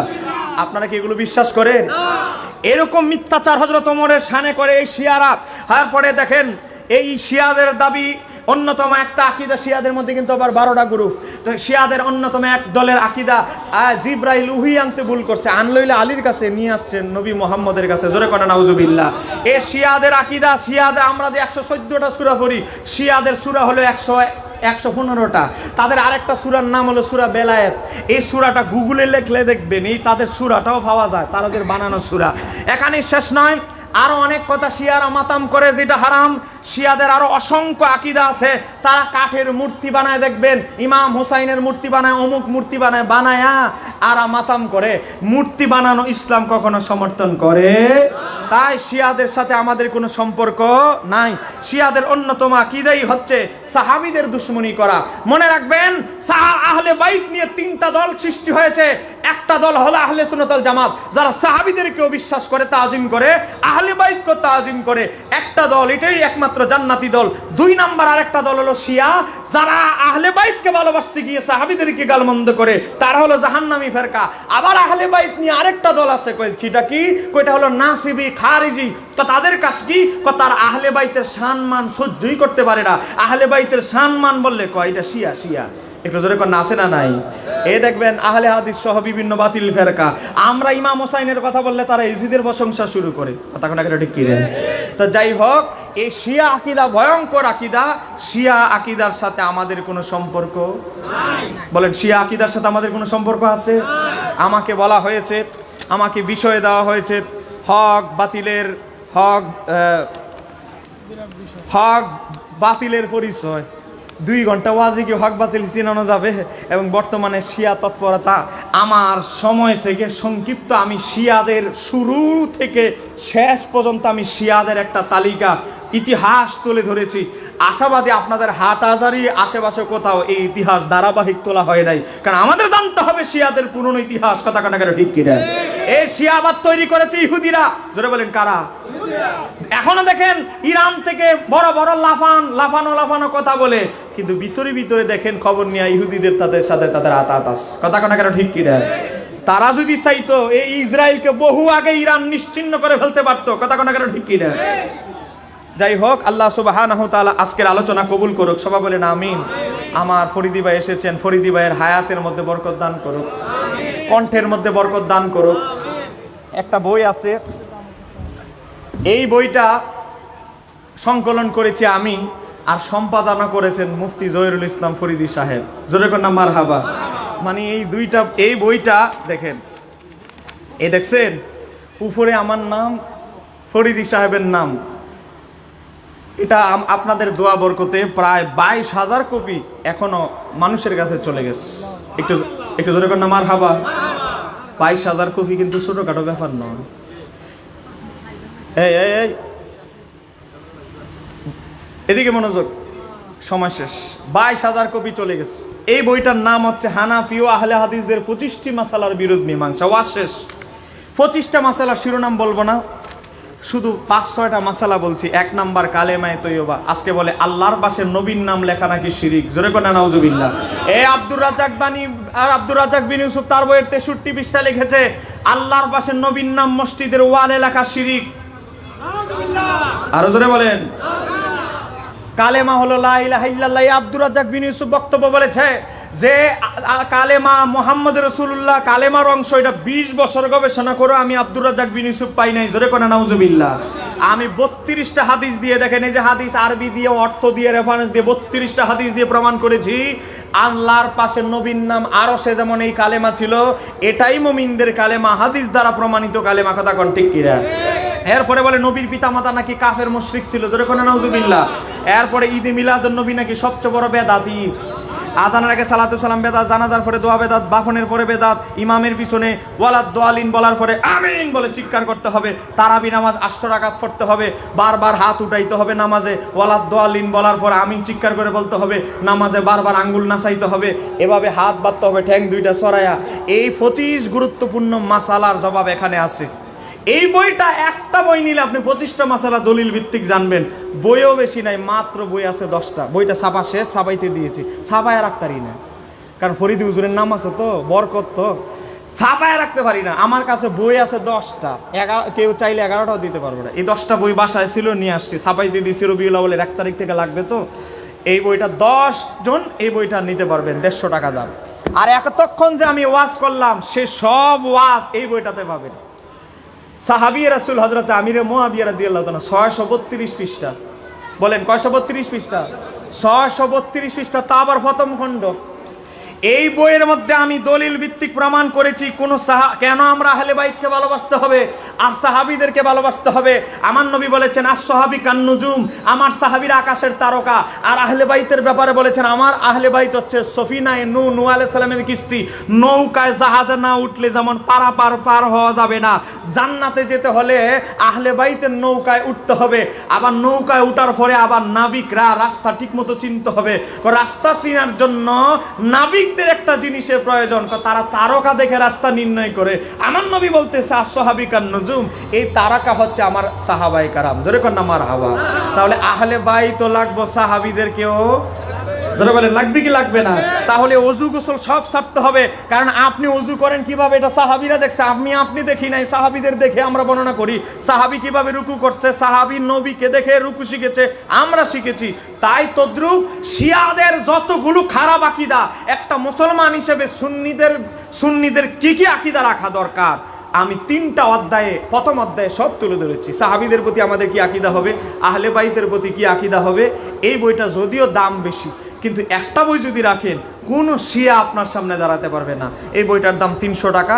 300 টাকা 650 বই, কোনো বেশি টাকা নয়। কাগজের যে উর্দুগতির দাম, আমার অনুরোধ করছি এই বইটা নেবেন। আর বিশেষ করে 10টা বই আছে, এই যাও 10 জন ব্যক্তি যে আগে নেবেন সেই পাবেন। এই বইটা 10 কপি বই আছে, 10 জন ব্যক্তি নেবেন। আল্লাহ সুবহানাহু ওয়া তাআলা আজকের এই আলোচনা কবুল করুন, সবাই বলেন আমিন। আমি আমার ফরিদি সাহেবের জন্য সর্বশেষ দোয়া করছি। উনি এই কিছুদিন ব্যস্ত ছিলেন বন্যার্তদের ত্রাণ দেওয়ার মাঝে, একটু জনের কন্যা মারহাবা। তিনি বন্যার্তদের ত্রাণ বিতরণ করেছেন, অনেক কষ্ট করেছেন, ক্লান্ত শরীর। এই ক্লান্ত শরীর নিয়ে ত্রাণ দিয়ে উনি যে এত কষ্ট করে আপনাদের মাহফিলে যোগদান করেছে, আপনারা কি খুশি না বেজার? খুশি না বেজার? আল্লাহর হাবিব বলেছে কেউ যদি কোনো বন্যার্ত কোনো অসহায়দেরকে সাহায্য করে, আমার আল্লাহ 80টা উমরার সওয়াব দান করবে। কয়টা এমন উমরা, আব্দুল্লাহ ইবনে আব্বাস বলে তাফসীর দুররে মানসুরে এসেছে, কয়টা এমন উমরা, কেমন উমরা, যেই উমরা একটা উমরা আদায় করলে আমার আল্লাহ জাহান্নাম থেকে ওই ব্যক্তিকে 3 খন্দক দূরে সরাবেন। এক খন্দকের পরিমাণ কত জানো? এক খন্দকের পরিমাণ হলো আকাশ আর জমিন যতটুকু ডিফারেন্স। একটা মানুষকে সাহায্য করলে এমন 80টা উমরার সওয়াব পাওয়া যায়। জোরে কন্যা সুবহানাল্লাহ। তাই জন্য আমরা বন্যার্তদের যার জামার সমর্থ অনুসারে, এখনো অনেক মানুষ বাড়িঘর লন্ডভন্ড হয়ে গেছে, তারা বাড়িঘরহীন হয়ে আছে, তারা যেন অন্তত থাকতে পারে। আমাদের আহলে সুন্নাত ওয়াল জামাতের আলেমরা আবাসনের জন্য, তাদের একটা থাকার ব্যবস্থার জন্য, গরিবদের বেশি যারা গরিব তাদেরকে ব্যবস্থা করবেন, আপনারা চেষ্টা করবেন ত্রাণ দিয়ে সহযোগিতা করার জন্য। আজকের এই মাহফিলকে আল্লাহ তার শাহী দরবারে কবুল করুক। যে আকীদার কথাগুলো বলা হয়েছে এগুলো হৃদয়ে ধারণ করার তৌফিক দান করুক। জোরে বলেন আমিন। আসসালামু আলাইকুম ওয়া রাহমাতুল্লাহ। সর্বশেষ ফরিদি হুজুরের কাছে ক্ষমা চাই, শেষের 10-12 মিনিট একটু বেশি হওয়ার কারণে।